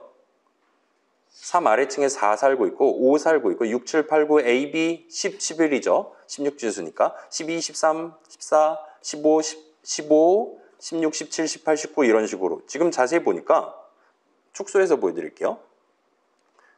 자, 지금 보면 수많은 인트 형식 값들이 순서대로 지금 꼿꼿이 살고 있는 걸 볼 수 있어요. 지금 보니까 F 있고 100까지 100이면 256입니다. 256층이에요, 여러분. 잠실 롯데타워가 따로 없습니다, 지금. 그래서 이런 일종의 다세대 주택에 인트 형식 값들이 모여있는 걸 볼 수 있어요. 물론 3보다 위층에도 2, 1, 0 살고 있고요. 그 위에 1, 2, 3, 4, 5가 살고 있는데 얘네는 사실 마이너스 1, 2, 3, 4, 5를 의미합니다. 그래서 이 다세대 주택에는 마이너스 5부터 256까지의 인트 형식 값들이 지금 여기에 콕콕 모여 살고 있는 걸 볼 수 있어요. 그리고 여기 지금 우리 메모리를 까서 보고 있는 거잖아요. 진짜로 파이썬 인터프리터가 다루고 있는 메모리 위에는 인트값 3이 존재하는 겁니다. 32바이트만큼을 써서요. C였다면 4바이트를 썼겠지만요. 자, 그러면 뭐 그러려니 해두고 이번에는 다른 형식을 한번 체크를 해볼게요. 텍스트는 hello, 이번엔 str 형식 값을 한번 해보도록 하겠습니다. 자, 이제 텍스트하고 엔터 치면 hello 5글자 우리 쓸 수 있는 거잖아요. 저 값을 사용할 수 있는 겁니다. 그 말은 지금 hello 5글자에 해당하는 str 형식 값이 메모리 위에 존재한다는 거예요. 그리고 그게 어디 있냐를 물어보고 싶다면 역시나 다시 한번 id 값을 까보면 돼요. 그러면 당연스럽게도 아까랑은 다른 숫자, 이번엔 좀 많이 다른 숫자가 튀어나옵니다. 그래서 이걸 확인한 상태로 다시 한번 갈고리를 걸고 한 끈만큼 이동시키고 메모리 탭으로 가서 이번에는 검색을 때려보도록 할게요. 자, 하면 다시 한번 8바이트 단위로 읽어볼게요. 하면 이제는 익숙하죠. 뭐 거기 가면 바로 앞에는 FF가 적혀 있나 봐요. 그 다음에 그 뒤에는 뭔가 이상한 숫자 또 적혀 있고요. 그 뒤에는 아까는 8이 적혀 있었는데 지금은 5가 적혀 있는 걸 볼 수 있습니다. 그 뒤에는 이제 뭔가 좀 이상한 숫자들이 막 이것저것 하고 있는데 오른쪽을 살짝 보시면 여기 지금 헬로라고 5글자가 적혀 있는 걸 보실 수가 있어요. 자, 여기 적혀 있는 글자는 뭘 의미하는 거냐? 지금 메모리 위에 요 자리, 1바이트만큼을 글자로 환산, 아까 유니코드 얘기했잖아요. 그거를 글자 표현이다라고 가정하면 이 글자입니다라고 우리한테 표현한다 보시면 돼요. 그래서 메모리 요 정도 위치에는 지금 HELLO에 해당하는 숫자가 담겨 있습니다라고 우리한테 소개를 하고 있습니다. 그리고 얘네들은 지금 8바이트 단위로 끊어 읽는 게 아니라 우리가 다시금 1바이트 단위로 끊어 읽는다면 쟤네가 어디 있는 거냐라면 여기에 있는 거예요. 6865, 6266F가 방금 전 그 헬로 5글자로 보시면 됩니다. 자, H가 몇 번째 알파벳입니까, 여러분? A, B, C, D, E, F, G, H죠. 그렇죠? 소문자 8번째입니다. 그 다음에 A, B, C, D, E, 그 다음에 C는 이제 9가 9고 A가 10이죠. 그러니까 B가 11이고 C가 12입니다. 잘은 모르겠지만 F는 15가 맞아요. 그리고 얘네가 이제 L이랑 O잖아요. 그러니까 C랑 F는 3만큼 차이 나는 거예요. 그 다음에 L이랑 O는 L, M, N, O 3만큼 차이 나죠. 그래서 O가 15번째 글자가 맞아요. L은 12번째 글자가 맞고요. 그래서 지금 여기는 알파벳 소문자로 5글자 HELLO가 담겨 있습니다라고 우리한테 지금 보여주고 있는 겁니다. 그리고 여기까지가 진짜 STR 형식 값 하나가 지금 담겨 있는 셈이 돼요. 인트랑은 당연히 길이가 다를 수밖에 없죠. 아무튼 그렇고 사실은 여기에 적혀 있는 이 숫자는 지금 이게 몇 글자짜리 STR 형식 값이냐를 지금 표현하고 있다 보시면 돼요. 5글자예요. 자, 요거는 다시 한번 검증해 볼 수 있습니다. 제가 개소리하고 있는 걸 수도 있으니까요. 자, 다시 해동했어요. 이제 텍스트는 텍스트 곱하기 5를 해볼게요. 그러면 텍스트 하면 헬로 25글자짜리가 된 거죠. 그럼 이제 하면 당연스럽게도 아까랑은 또 다른 숫자가 튀어나와야 됩니다. 거기는 헬로가 담겨 있고 여기는 헬로가 담겨 있는 거니까요. 그래서 저 숫자를 다시 들고 와서 다시금 아까랑 동일한 작업을 하고 다시 한번 메모리 탭으로 와서 다시 한번 엔터를 치면 이번에는 아까 5 적혀 있었던 바로 그 자리에 19가 적혀 있는 걸 볼 수 있어요. 25라면서 자, 이거 16진수잖아요. 그러니까 10 하면 16인 거고 거기다 9를 더하면 25가 됩니다. 그래서 이건 지금 10진수로 치면 25가 담겨 있는 게 맞아요. 그 다음에 지금 보시면 1바이트로 끊어 읽으면 지금 여기서부터 6865, 69, 66F가 총 5번에 걸쳐서 반복되어 있는 걸 역시나 구경해 보실 수 있습니다. 여기서 보면 좀 더 적나라하게 튀어나오죠. 그럴싸하죠. 지금 파이썬 동네에서는 여러분이 ID 값만 들고 있다면 인트 값 3이라든가 헬로 5글자라든가 얼마든지 보실 수 있어요. 자, 그럼 이제 마지막으로 지금 보시면 여기 지금 이런 느낌으로 아까 FF 적혀있는 요 공간 있고 여기 지금 길이라고 소개를 했던 것 같고 대충 그 뒤에 뭔가인 실제 내용물들이 튀어나오는 것 같아요. 인트도 비슷한 느낌입니다. 여기도 3 담겨 있던데도 요건 뭔가 잘 모르겠고 그 뒤에 요상한 숫자 있고 그 뒤에 뭐 길이 일단은 8 적혀 있는 것 같아요. 그 뒤에 이제 본문에 해당하는 내용이 적혀 있는 걸 볼 수 있어요. 그래서 인트 동네랑 인트 형식 값이랑 str 형식 값이랑 대충 비슷한 것 같은데 자, 그러면 이게 뭘 의미하는 거냐라는 질문을 해볼 수가 있을 거예요. 일단 한번 봅시다. 지금 여기 다세대 주택이거든요. 여기 있는 애들 전부 다 인트 값들이에요. 그리고 걔네들은 전부 다 맨 앞에 그 다음 32바이트짜리인데 그 다음에 해당하는 요 자리에 전부 다 동일한 숫자가 여기 박혀 있는 걸 볼 수 있어요. 그리고 요 7D0 요것만 외워둡시다. 7D0인데 지금 여기는 STR 형식 값이 담겨 있거든요. 여기는 7D0이 아니라 F30이 담겨 있는 걸 볼 수 있어요. 자, 그렇다면 과연 이 숫자는 뭘 의미하는 걸까요? 라는 질문을 해볼 수가 있습니다. 얘는 뭘 의미하는 걸까요?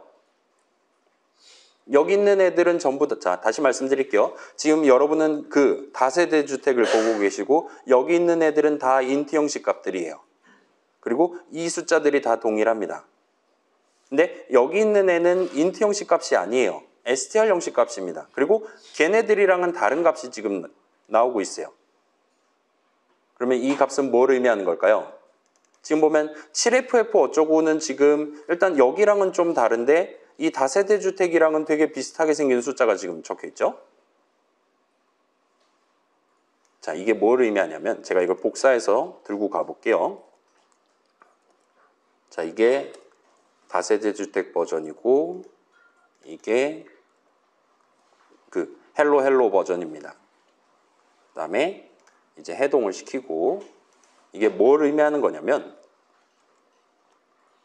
자, 우리 민증을 깐다라는 표현을 써본 적 있잖아요. 여러분이 예를 들어서 타입 3 하면 지금 인트값 3이니까 인트 형식입니다라고 우리한테 얘기해 주는 걸 볼 수 있었습니다. 그리고 int야말로 이 이름이죠. 저거 계산하면 인트 형식 그 자체잖아요. 얘는 아주 그냥 인트 형식입니다라고 우리한테 얘기를 하는 걸 볼 수 있어요. 그리고 여러분은 요 int라는 이름에 담겨 있는 id 값을 물어보는 게 가능합니다. id int를 할 수 있어요. 이거 엔터 치면 숫자가 나와요. 그리고 이 숫자가 정확히 지금 그 다세대 주택에 살고 있는 그 친구들의 바로 앞에 8바이트 말고 바로 그 뒤에 8바이트에 적혀있는 숫자랑 완벽히 똑같아요. 그 말은 뭐냐? 지금 메모리 방금 그 자리에 한번 보여드릴게요.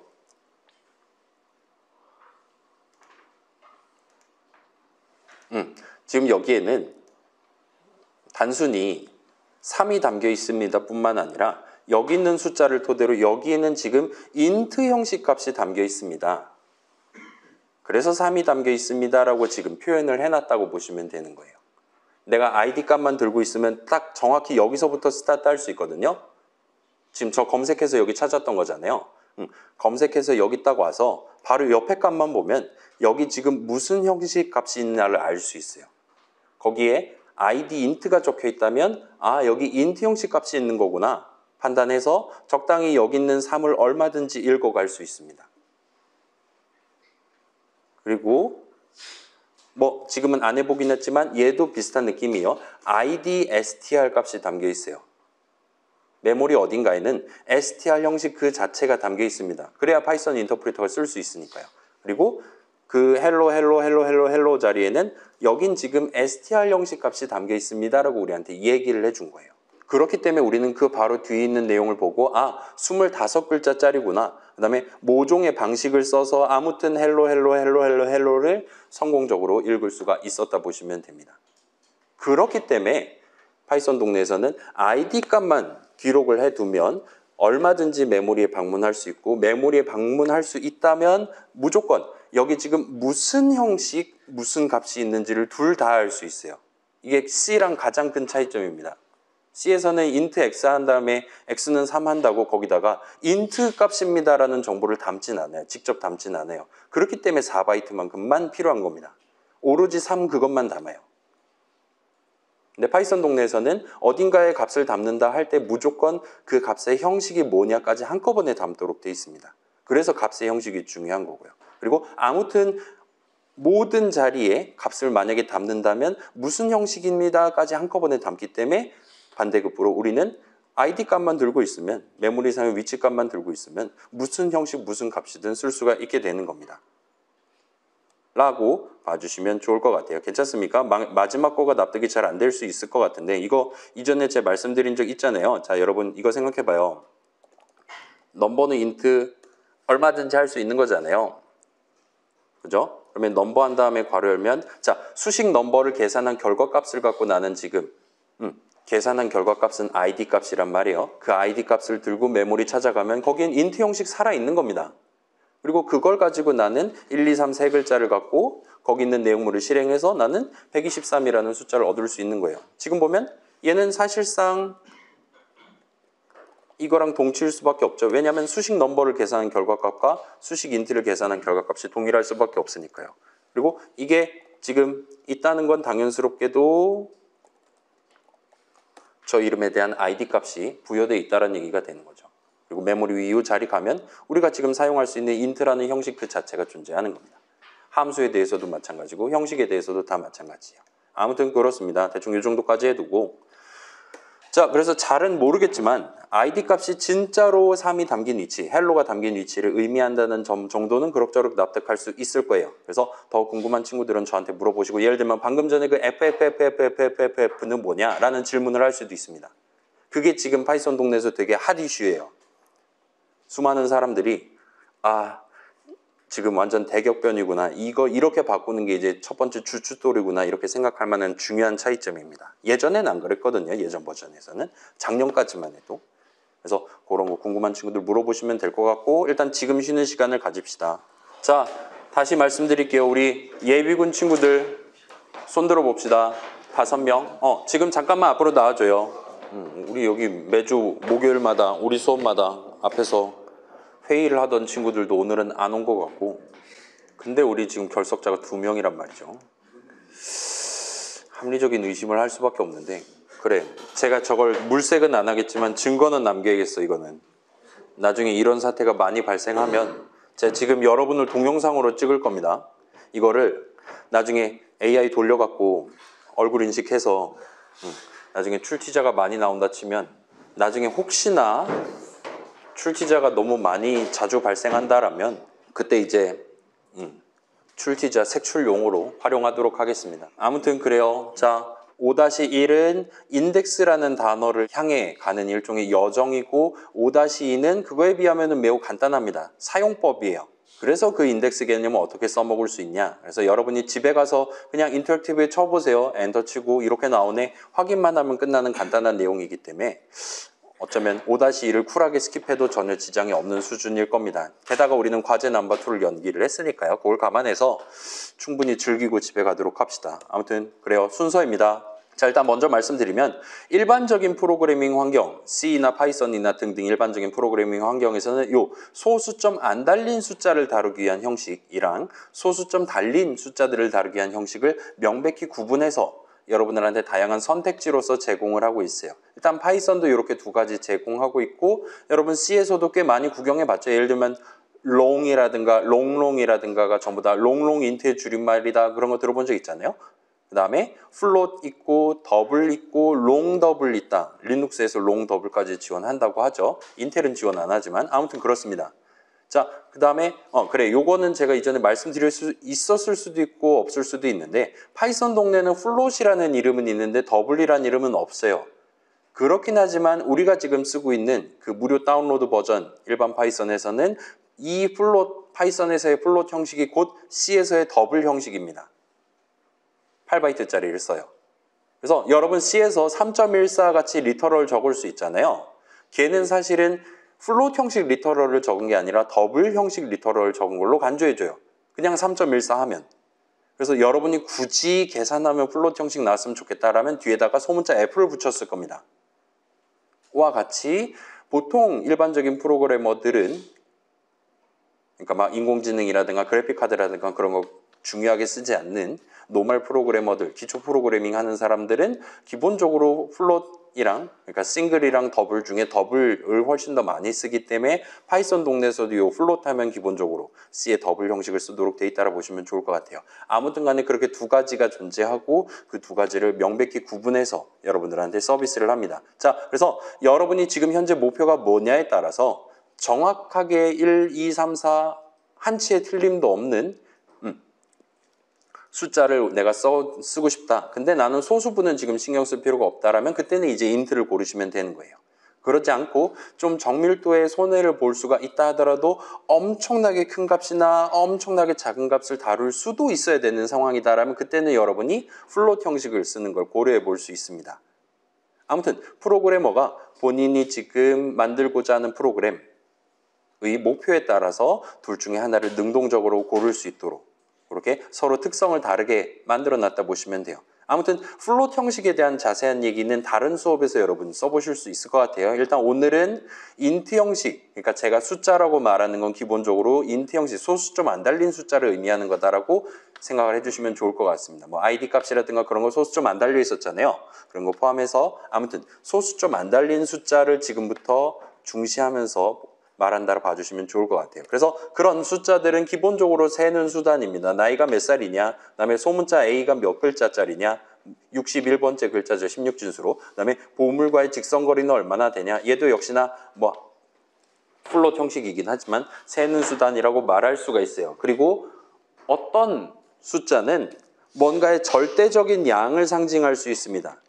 나이가 얼마냐, 그다음에 뭐 통장 잔고가 몇 원이냐 라든가 라이프가 몇이냐 등등 절대적인 양을 상징할 수가 있고, 어떤 숫자는 뭔가의 상대적인 등급을 상징하는 게 가능합니다. 예를 들면 우리 지금 과제 넘버 1 출제됐잖아요. 과제를 몇 시 몇 분에 냈냐는 절대적인 숫자입니다. 그리고 그걸 토대로 우리가 내가 지금 과제를 몇 번째로 냈냐라는 파생적인 숫자를 얻을 수가 있어요. 파생적인 상대적인 숫자를 얻을 수가 있습니다. 괜찮아요? 나보다 내가 들고 있는 기록보다 더 빨리 과제를 제출한 친구가 몇 명 있냐에 따라서 나는 4등이다, 7등이다 등등 내 등급이 결정되는 거예요.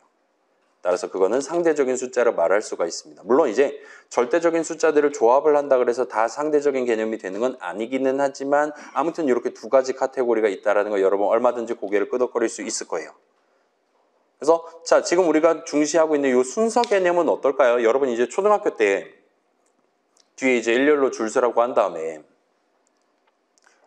키 이제 자로 재거나 해서 네가 더 크구나 뒤로 가라 너 작으니까 앞으로 와라 해가지고 키 작은 친구들이 더 앞에 앉도록 선생님과 더 가까운 자리에 앉도록 나 선생님 별로 안 좋아하는데 오로지 키가 작다는 이유만으로 대면 수업을 하게 되는 그런 잔혹한 요즘도 그런지 모르겠어요. 제가 어릴 땐 그랬거든요.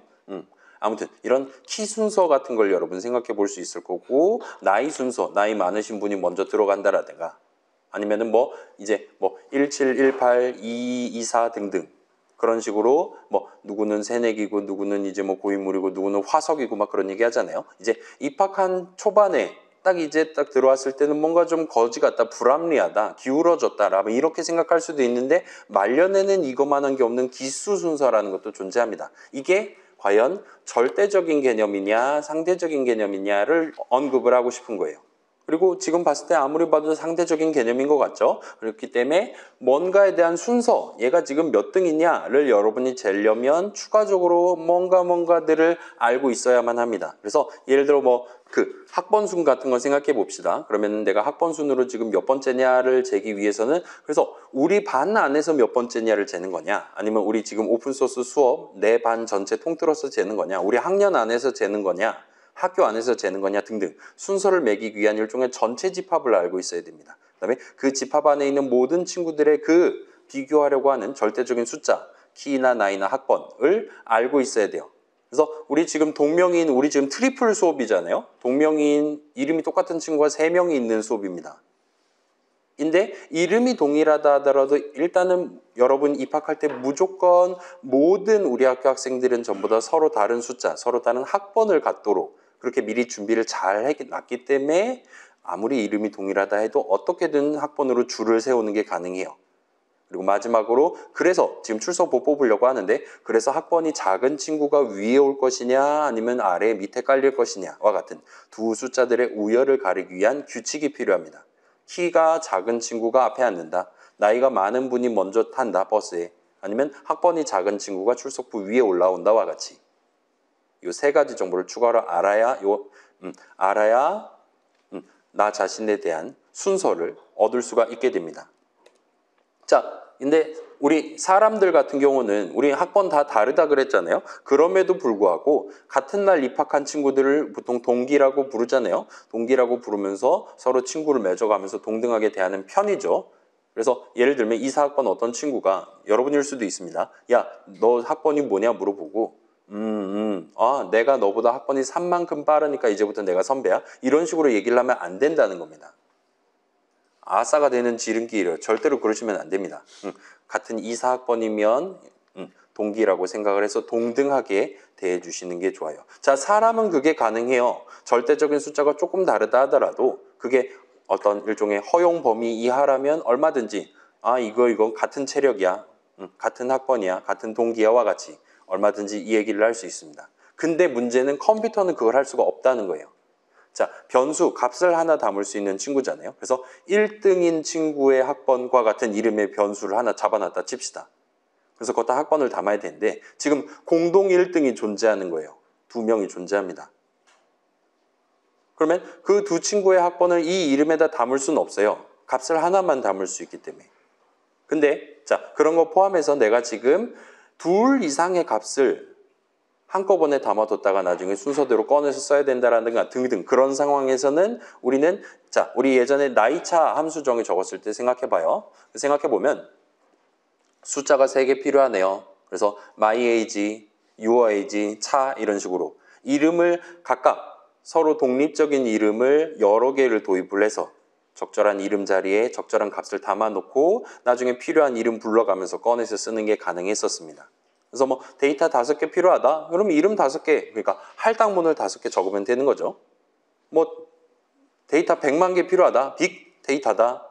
뭐 복사 붙여넣기 해서 할당문 100만 개 적으시면 못할 거는 없습니다. 일단은. 아무튼 그런 방식이 존재할 수 있을 것 같고 그렇긴 한데 100만 개는 좀 선 넘은 것 같잖아요. 여러분. 그죠? 자, 그러지 않고 또 다른 방법. 일단은 여러 칸을 다룰 수 있는 또 다른 형식. 인 값을 하나를 만들어서 그거를 어떤 이름 하나에다 담고 그 값을 사용해서 그 값으로 다룰 수 있는 여러 칸들, 각각의 칸들에 원래 의도하던 값들을 차곡차곡 담아두도록 설계를 하는 게 가능합니다. 뭔 소린지 아직 모르는 게 정상이에요. 그렇긴 하지만 일단은 요 칸이라는 단어가 지금 처음으로 튀어나왔어요. 그래서 칸입니다. 영어로는 object라고 불러요. 자, 요거 아마 여러분 들어본 적 있는 단어일 수도 있습니다. 자, 요 동네마다 요 단어 object에 대한 의미가 조금씩 다르기는 한데 우리 수업에서는 그것들 중에 가장 원초적인 의미를 가져가 보려고 하고 있어요. 얼마나 원초적이냐?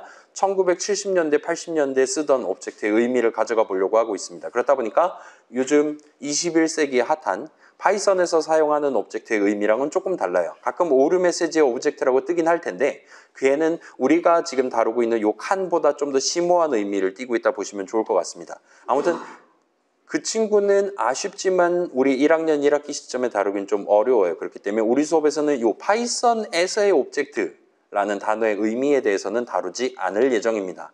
뭐 궁금한 친구들은 저한테 물어보시면 어느 정도는 썰을 풀어드릴 수 있지만 여러분 2학년 때 아마 객체지향 어쩌고 저쩌고 막 이런 수업을 아마 개설을 해 놓으셨을 거예요. 그때 가서 정식으로 다시 한번 배우시는 걸 일단은 권장을 드릴게요. 아무튼 우리 수업에서는 저 당시 옛날 원초적인 의미를 칸 한 글자로 굵은 글씨로 표현하려고 하고 있습니다. 자, 요거는 의미가 간단해요. 다행히도.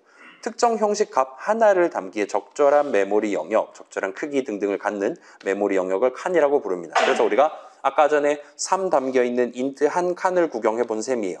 헬로 5글자 담긴 str 한 칸을 구경한 셈입니다. 등등등이에요. 그래서 인트 하나 담기 적합한 칸이랑 str, 뭐 10글자짜리 str 담기에 적합한 칸이랑 크기는 서로 다를 수 있어요. 그렇다 보니까 칸 얘기를 할 때는 일단 형식이 같이 붙어 다닌다고 봐주시면 좋을 것 같습니다. 그래서 아무튼 그래요. 자, 방금 전에 우리가 ID 호출식 적어가면서 직접 어떤 칸이 메모리 위에 어디에 있는지를 실질적으로 구경을 해보는 게 가능했어요. 그래서 수식 ID 3을 계산하면 지금 100% 확률로 메모리 위에 있을 그 인트 형식 값 3이 담겨있는 유일한 그 칸에 대한 ID 값을 우리가 얻는 게 가능했었습니다. 실제로 조회해보니까 거기에 진짜로 32바이트만큼이 예쁘게 잘 담겨있는 걸 확인할 수 있었어요. 아무튼 그래요. 자, 다행스럽게도 파이썬 동대는 프로그래머가 ID 값 등등을 포함하는 이런 칸 개념을 복잡하게 생각하지 않아도 되도록 설계되어 있습니다. 위치 개념, 칸 개념은 파이썬 인터프리터가 알아서 잘 챙겨줄 거예요. 지금은 그냥 그러려니 해두고 요 첫 줄 특정 형식 값 하나를 담기에 적절한 메모리 위의 영역을 의미하는 거다라고 이 정도까지만 짚어놓고 넘어가 주시면 좋을 것 같습니다. 아무튼 그래요. 자, 이번에는 우리 3주차에 변수 얘기 튀어나왔잖아요. 그때 언제 튀어나왔냐면 처음으로 지도 그리기 시작할 때 코드 부분은 문장이랑 실행 딱 한가운데 고정시켜 놓고 걔네 아직도 잘 살아 있습니다. 근데 데이터 영역을 그리기 시작할 때 변수랑 값을 일단 처음에 적어 놓고 스타트를 했어요. 당시에 제가 설명하기로는 값을 하나 담을 수 있는 친구라고 했고 프로그래밍 동네 일반적으로 통용되는 의미다라고 소개를 했습니다. 얘를 조금만 더 디테일을 가져가 볼 수가 있을 것 같아요. 파이썬 동네에서 변수는 그냥 단순히 값을 하나 담을 수 있는 친구가 아니에요. 좀 더 부연해서 ID 값 하나를 담을 수 있는 친구 정도로 부를 수가 있습니다. 우리가 할당문 넘버는 3 엔터를 실행하면 이름 넘버 자리에는 절대로 인트 값 3을 담는 게 아니라 3이 있는 칸에 대한 ID 값을 대신 담게 돼요. 그 커다란 숫자를 대신 담게 됩니다. 3을 담는 게 더 쉬울 것 같은데 생각이 들긴 한데 아무튼 그래요.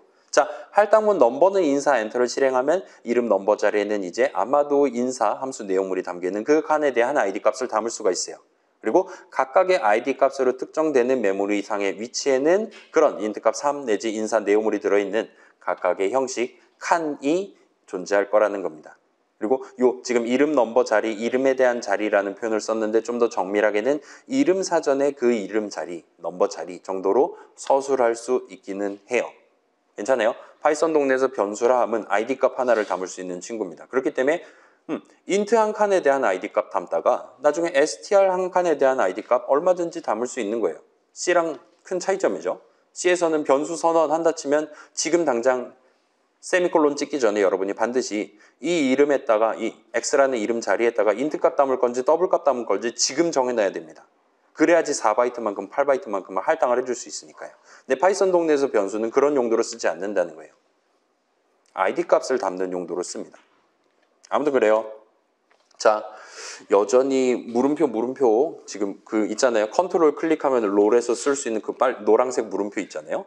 띵띵 소리가 나면서 지금 고개를 갸웃거리는 게 정상입니다. 그래서 자, 이 뒤에 거는 인터랙티브 켜고 뭐 같이 실행해 봅시다라고 하긴 했는데 요거에 대한 요 뒤 슬라이드부터 나오는 코드에 대한 내용이 그 뒤에 아예 제가 그림 사파로 지금 소개를 해놨다 보니까 적당히 구경만 하고 살짝 넘어가도록 합시다. 시간 절약을 위해. 잠깐만요. 이게 아직도 속박당해 있었어요. 이제 해방시켜줬습니다.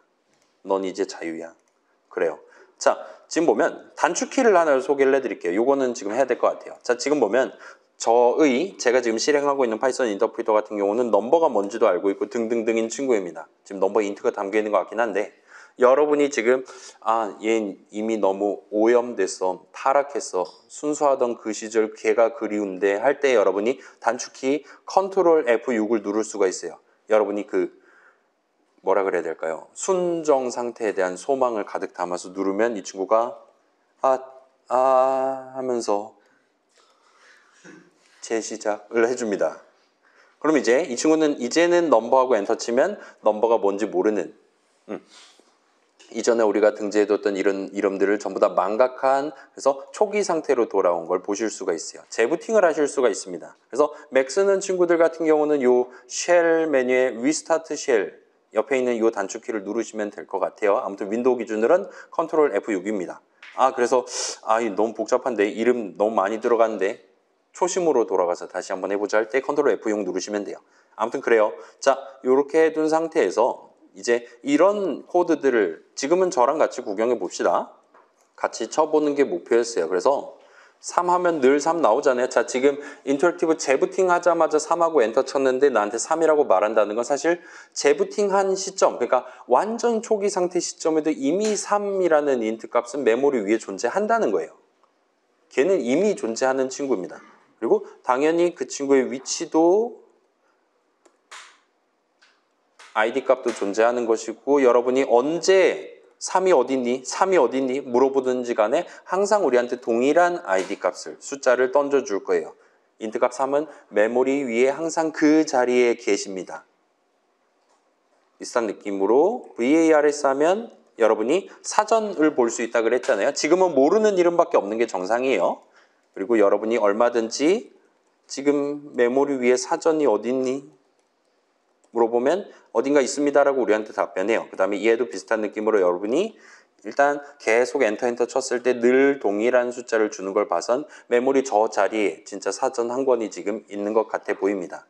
그래서 이 정도 일단 확인을 해둔 상태에서 여기서는 지금 그 새로운 이름 사전에 등재할 수 있을 만한 할당문을 실행하고 있어요. 그 다음에 그 아래에서는 인사라는 함수에 대한 함수 정의를 적어서 실행하고 있습니다. 이거 보여드렸어야 되는데. 자, 봐봐요.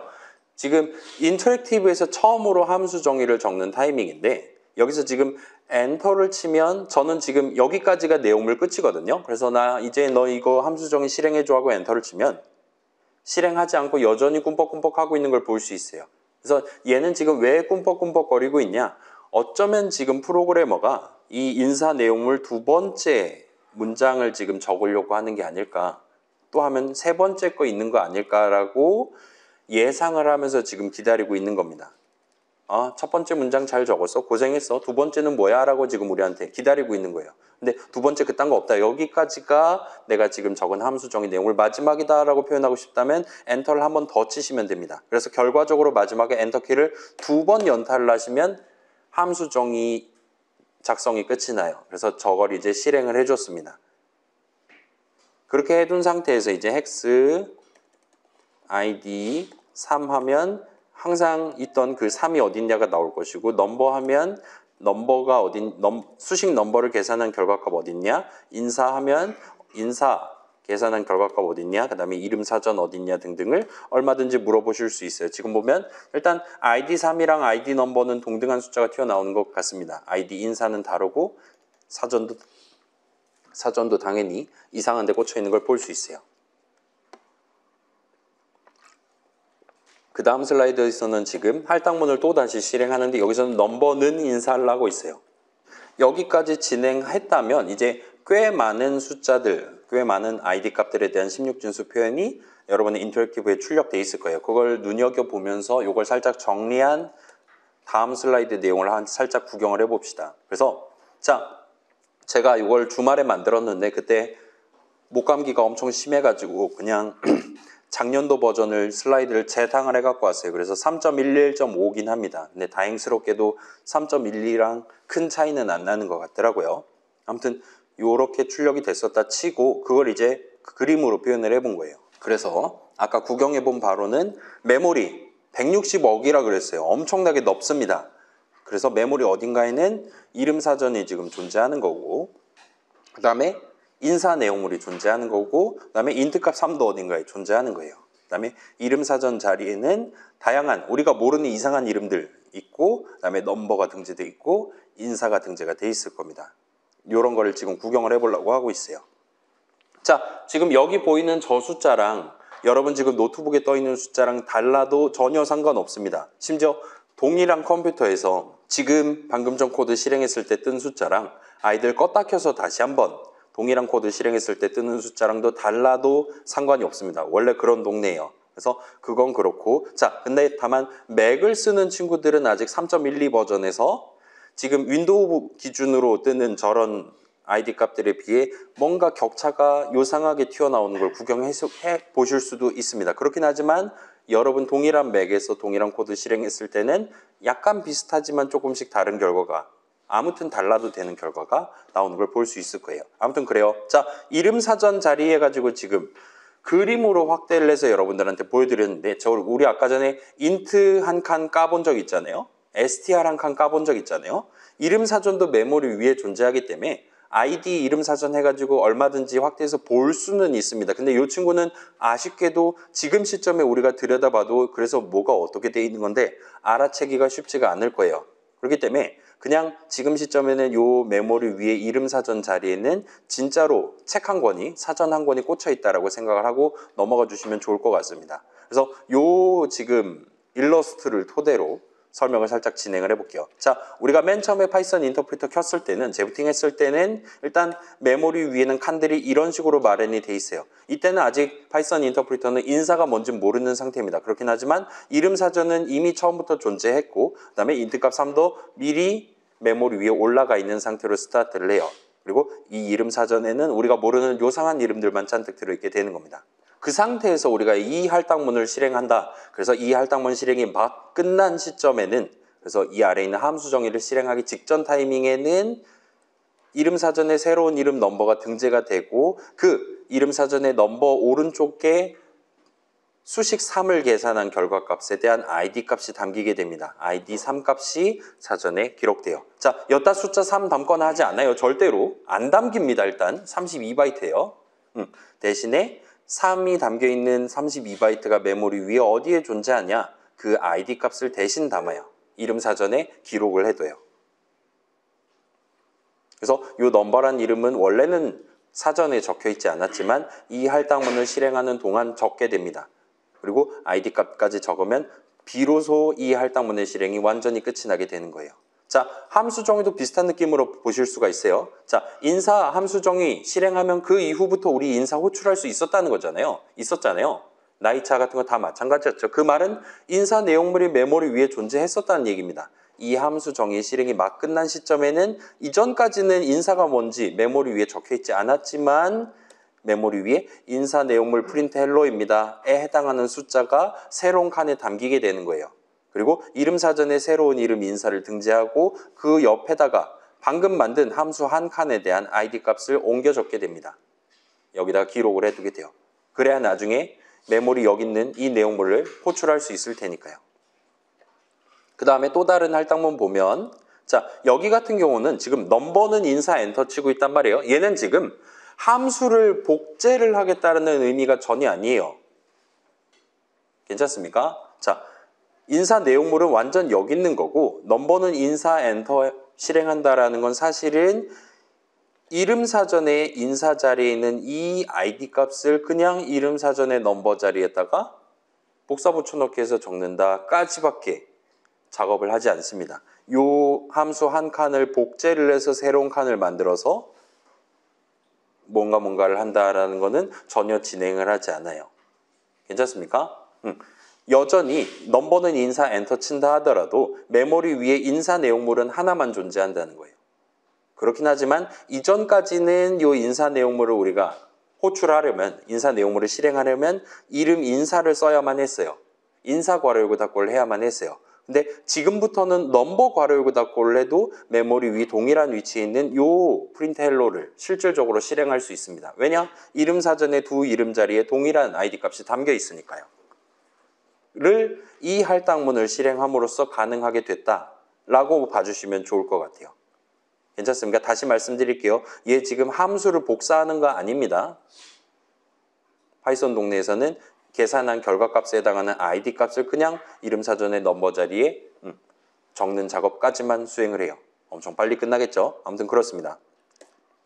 자, 방금 살펴본 그림 별표는 안 쳐져 있지만 다 외우지는 않으셔도 괜찮아요. 자, 이름 사전 실제로 어떻게 생겼냐? 엄청나게 복잡하니까 나중에 뭐 자료구조론이라든가 그런 수업에서 배우기로 하고 지금은 일단 그러려니 합시다. 자, 그래서 지금 챙길 만한 내용을 한 3가지 정도를 짚을 수가 있을 것 같아요. 자, 일단 이름 사전이란 거 계속 등장하고 있는데 우리 막 뭐 중학교 때라든가 영한사전, 뭐 옥편이라든가 등등 그런 사전들 펴본 적 있잖아요. 아니면 뭐 구글 번역 같은 거 해본 적 있잖아요. 그런 것들이 어떤 영어 단어에 대한 한국어 표현, 의미가 뭐냐를 확인하기 위해 쓰인다면 이름 사전은 어떤 이름에 대한 id 값을 확인하고 싶을 때 우리가 펼쳐볼 수 있는 사전입니다.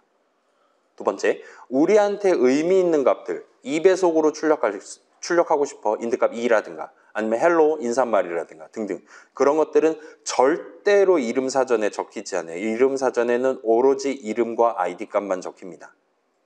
그러면 3은 어디 담겨 있는 거냐? 아무튼 숫자고 아무튼 프로그램이 사용한다는 건 메모리 위에 존재한다는 건데 3은 어디 담겨 있는 거냐? 그래요. 메모리 위에 존재하는 게 맞고 각자만의 칸에 담겨 있게 됩니다. 3이 담겨 있는 칸, 4가 담겨 있는 칸, 엄청나게 많은 칸들이 존재하는 거예요. 그래서 아까 전에 막 17MB 막 이렇게 튀어나왔다 보시면 되는 거예요. 아무튼 간에 두 번째는 이거고 그다음에 이걸 조합하면 중요한 결론을 낼 수가 있습니다. 우리는 이름 사전에 적혀 있는 id 값을 가지고 메모리 위 엄청나게 넓은 메모리 위에 특정 칸에 담긴 우리한테 의미 있는 값을 들고 오는 게 가능해요. 3을 들고 와서 덧셈에 쓴다든가 아니면 거기 적혀 있는 인사 내용물을 실행하기 시작한다든가 같은 후속 작업을 수행할 수가 있게 되는 겁니다. 그 과정에서 우리는 이름 사전을 활용하게 되는 거예요. 자, 잠시 마음을 가라앉힌 다음에 계속 한번 진행을 해봅시다. 우리가 지금 오늘 제목이 인덱스거든요. 아직 인덱스가 등장도 안 했어요, 지금. 그렇긴 한데 자, 이제 우리는 어떤 새로운 형식을 상상해 보는 게 가능합니다. 어떤 형식이냐? 다른 칸들에 대한 id 값들을 다룰 수 있는 형식이에요. 이제 메모리 까서 확대해 보면 거기에 수많은 id 값이 이렇게 졸졸졸졸 적혀 있는 겁니다. 그렇죠? 자, 일단은 이름 사전이 딱 이런 목표를 달성하기 위한 형식이긴 해요. 이름 사전은 여러 가지 id 값들을 모아서 담아놓고 나중에 하나씩 꺼내서 쓰기 위한 용도로 만들어 놓은 형식입니다. 그래서 이 친구 민증 까보면 얘가 무슨 형식인지 튀어나올 거예요. 아무튼 이 친구는 그렇기는 한데 그거보다는 좀 더 간단한 이름 사전은 지금 우리 까보지 못해요. 어려운 친구입니다. 좀 더 간단한 예로는 그냥 여러 칸들을 줄줄이 나열해서 다루는 형식을 생각을 해볼 수가 있을 거예요. 그래서 그림으로 표현하면 이런 느낌이 됩니다. 이름 사전 자리에 넘버즈라고 적혀 있고 거기에 id 값이 있어갖고 이걸 갖고 찾아가면 여기에 뭔가 나열하는 뭔가 형식 값 자리가 있는 거고 얘 확대하면 여기 지금 id 값이 2개가 들어있네 라고 확인을 할 수 있는 겁니다. 그래서 지금 하나는 368이고 하나는 지금 int 값 3 담겨있는 칸에 대한 id 값이고 아무튼 id 3, id 4가 담겨있다라고 우리가 구경해 볼 수 있을 거예요. 그래서 이 둘 중에 위에 거 고르면 우리는 int 값 3을 최종적으로 쓸 수 있게 되는 겁니다. 와 같은 느낌으로 동작하는 새로운 형식을 상상을 해볼 수가 있다는 거예요. 뭔 소린지 모르겠잖아요, 지금. 자, 좀 더 쉬운 예시를 들고 와볼게요. 자, MSG라, 잠깐만, 배터리 전원이 부족하다고? 그래서 얘는 조금 익숙한 것 같아요. 자, 다시 볼게요. MSG라는 이름 써서 ID 값 가지고 딱 찾아가 봤더니 뭔가 형식 값 자리가 있고 확대해서 봤더니 H랑 I가 적혀 있는 겁니다. 물론 이제 실제로는 코드 숫자가 적혀 있겠죠. 아무튼 요건 우리가 구경해 본 적 있잖아요. 확대해 봤더니 HELL로 5글자가 적혀 있는 거 우리 이미 확인을 해봤습니다. 그래요. STR 형식이 딱 이렇게 생긴 친구예요. STR 형식 값이 담겨있는 칸을 확대해서 보면 그 안에는 지금 각각의 글자들이 이렇게 순서대로 나열되어 있는 거 우리가 구경할 수 있었던 겁니다. 근데 지금 우리가 논하고자 하는 건 일단은 그런 글자들이 나열되어 있는 게 아니라 대신에 ID 값이 나열되어 있는 거예요. 얼마든지 가능은 할 것 같죠? 그죠? 그런 게 일단 존재는 한다라고 가정해 봅시다. 그럼 이제 우리가 질문을 해볼 수가 있는 거예요. 자, 이름 사전에도 ID 값이 여러 개 있고 우리가 원하는 ID 값 하나를 골라 쓰기 위해서 여기 같은 경우는 지금 내가 원하는 이름, ID 값이 담겨 있을 그 이름을 적어가면서 여러 ID 값들 중에 정확히 하나를 가져오는 게 가능해요. 예를 들어 내가 지금 your age, 그러니까 상대방 나이를 알고 싶다. 그러면은 그 상대방 나이가 담겨있는 칸에 대한 ID 값이 담겨있는 이름 사전 안에 그 줄을 고르면 되는 거잖아요. 그죠? 그러기 위해서 우리는 이름 your age를 쓸 수 있는 겁니다. 그러면 이름 사전에 your age 오른쪽에 적혀있는 ID 값을 얼마든지 가져올 수 있어요. 그 안에 이름이 몇 개가 적혀있는지는 일도 상관없이요. 근데 여기 같은 경우는 지금 각각의 ID 값들 적혀있는 줄에 대해서 이름이 붙어있지가 않습니다. 그럼에도 불구하고 나는 여기 ID 값이 2개 있는데 둘 중에 하나를 골라 쓰고 싶은 상황이에요. 그러면 이 상황에서는 어떤 기준을 가지고 얘를 고르겠다 또는 얘를 고르겠다와 같이 우리가 결정을 내려야 될까요? 다시 말씀드릴게요. 여기도 ID 값이 여러 개 있는데 이름 사전 안에 있는 여러 ID 값들 중에 하나를 골라 쓰고 싶을 때 우리는 그 바로 왼쪽에 있을 법한 그 이름을 적으시면 돼요. 근데 여기는 지금 그게 안 된다는 겁니다. 이름이 붙어있질 않아요. 각각의 ID 값 있는 자리에. 그럼에도 불구하고 우리는 여러 ID 값들 중에 하나를 골라 쓰고 싶은 상황이에요. 그럴 때 무슨 기준을 가지고 둘 중에 하나를 골라서 써야 될까요? 라는 질문을 할 수가 있습니다. 그래서 지금 여기는 뭐 태그라든가 이름이라든가 그런 게 붙어있지 않아요. 그럼에도 불구하고 우리는 이 중에 하나를 고르고 싶어요. 그럴 때 우리는 뭐라고 불러야 될까요? 라는 질문을 했어요. 여러분 지금 머릿속에 떠오르는 바로 그거예요. 자, 나는 지금 맨 앞에 있는 칸을 고르겠어. 맨 앞에서 뒤로 한 번 떨어져 있는 그 칸을 고르겠어와 같이 몇 번째 칸 같은 느낌으로 순서 개념을 써서 이 여러 칸들 중에 정확히 하나를 우리가 고를 수가 있게 됩니다. 괜찮아요? 여기 중에 어떤 친구는 맨 앞에 친구예요. 어떤 친구는 그거보다 한 칸 뒤에 친구고 등등등인 겁니다. 왜냐하면 줄줄이 나열되어 있으니까 그게 가능해요. 그래서 나는 4번째 거 가져오고 싶어, 7번째 가져오고 싶어와 같이 순서 개념을 써서 여러 칸들 중에 하나를 고를 수가 있습니다. 그리고 프로그래밍 동네에서는 정확히 이럴 때 쓰는 순서 개념을 굵은 글씨 인덱스라고 불러요. 수미상관입니다. 좋아요. 그래서 다시 말하면 줄줄이 칸들을 나열해서 다루는 형식이 존재하고 그런 형식 값이 지금 메모리 위에 존재할 때 그거 확대해서 보면 여러 칸들이 있을 거란 말이에요. 그 안에 있던 칸들 중에 정확히 내가 원하는 딱 한 칸만 고르고 싶다면 우리는 그 칸에 해당하는 인덱스 값을 써서 그 칸을 특정할 수가 있습니다. 거기 담겨있는 값을 얼마든지 가져와서 활용을 하는 게 가능해요. 와 같은 설명에서 인덱스라는 단어가 처음 튀어나올 수 있다 보시면 될 것 같습니다. 여기까지 하면 5-2 내용을 납득할 준비가 모두 끝나요. 그리고 우리에게 지금 남은 시간은 20분이 남았습니다. 자, 그렇다고 지금 35분 일찍 끝나는 건 좀 그러니까 간단하게 구경만 해보고 갑시다.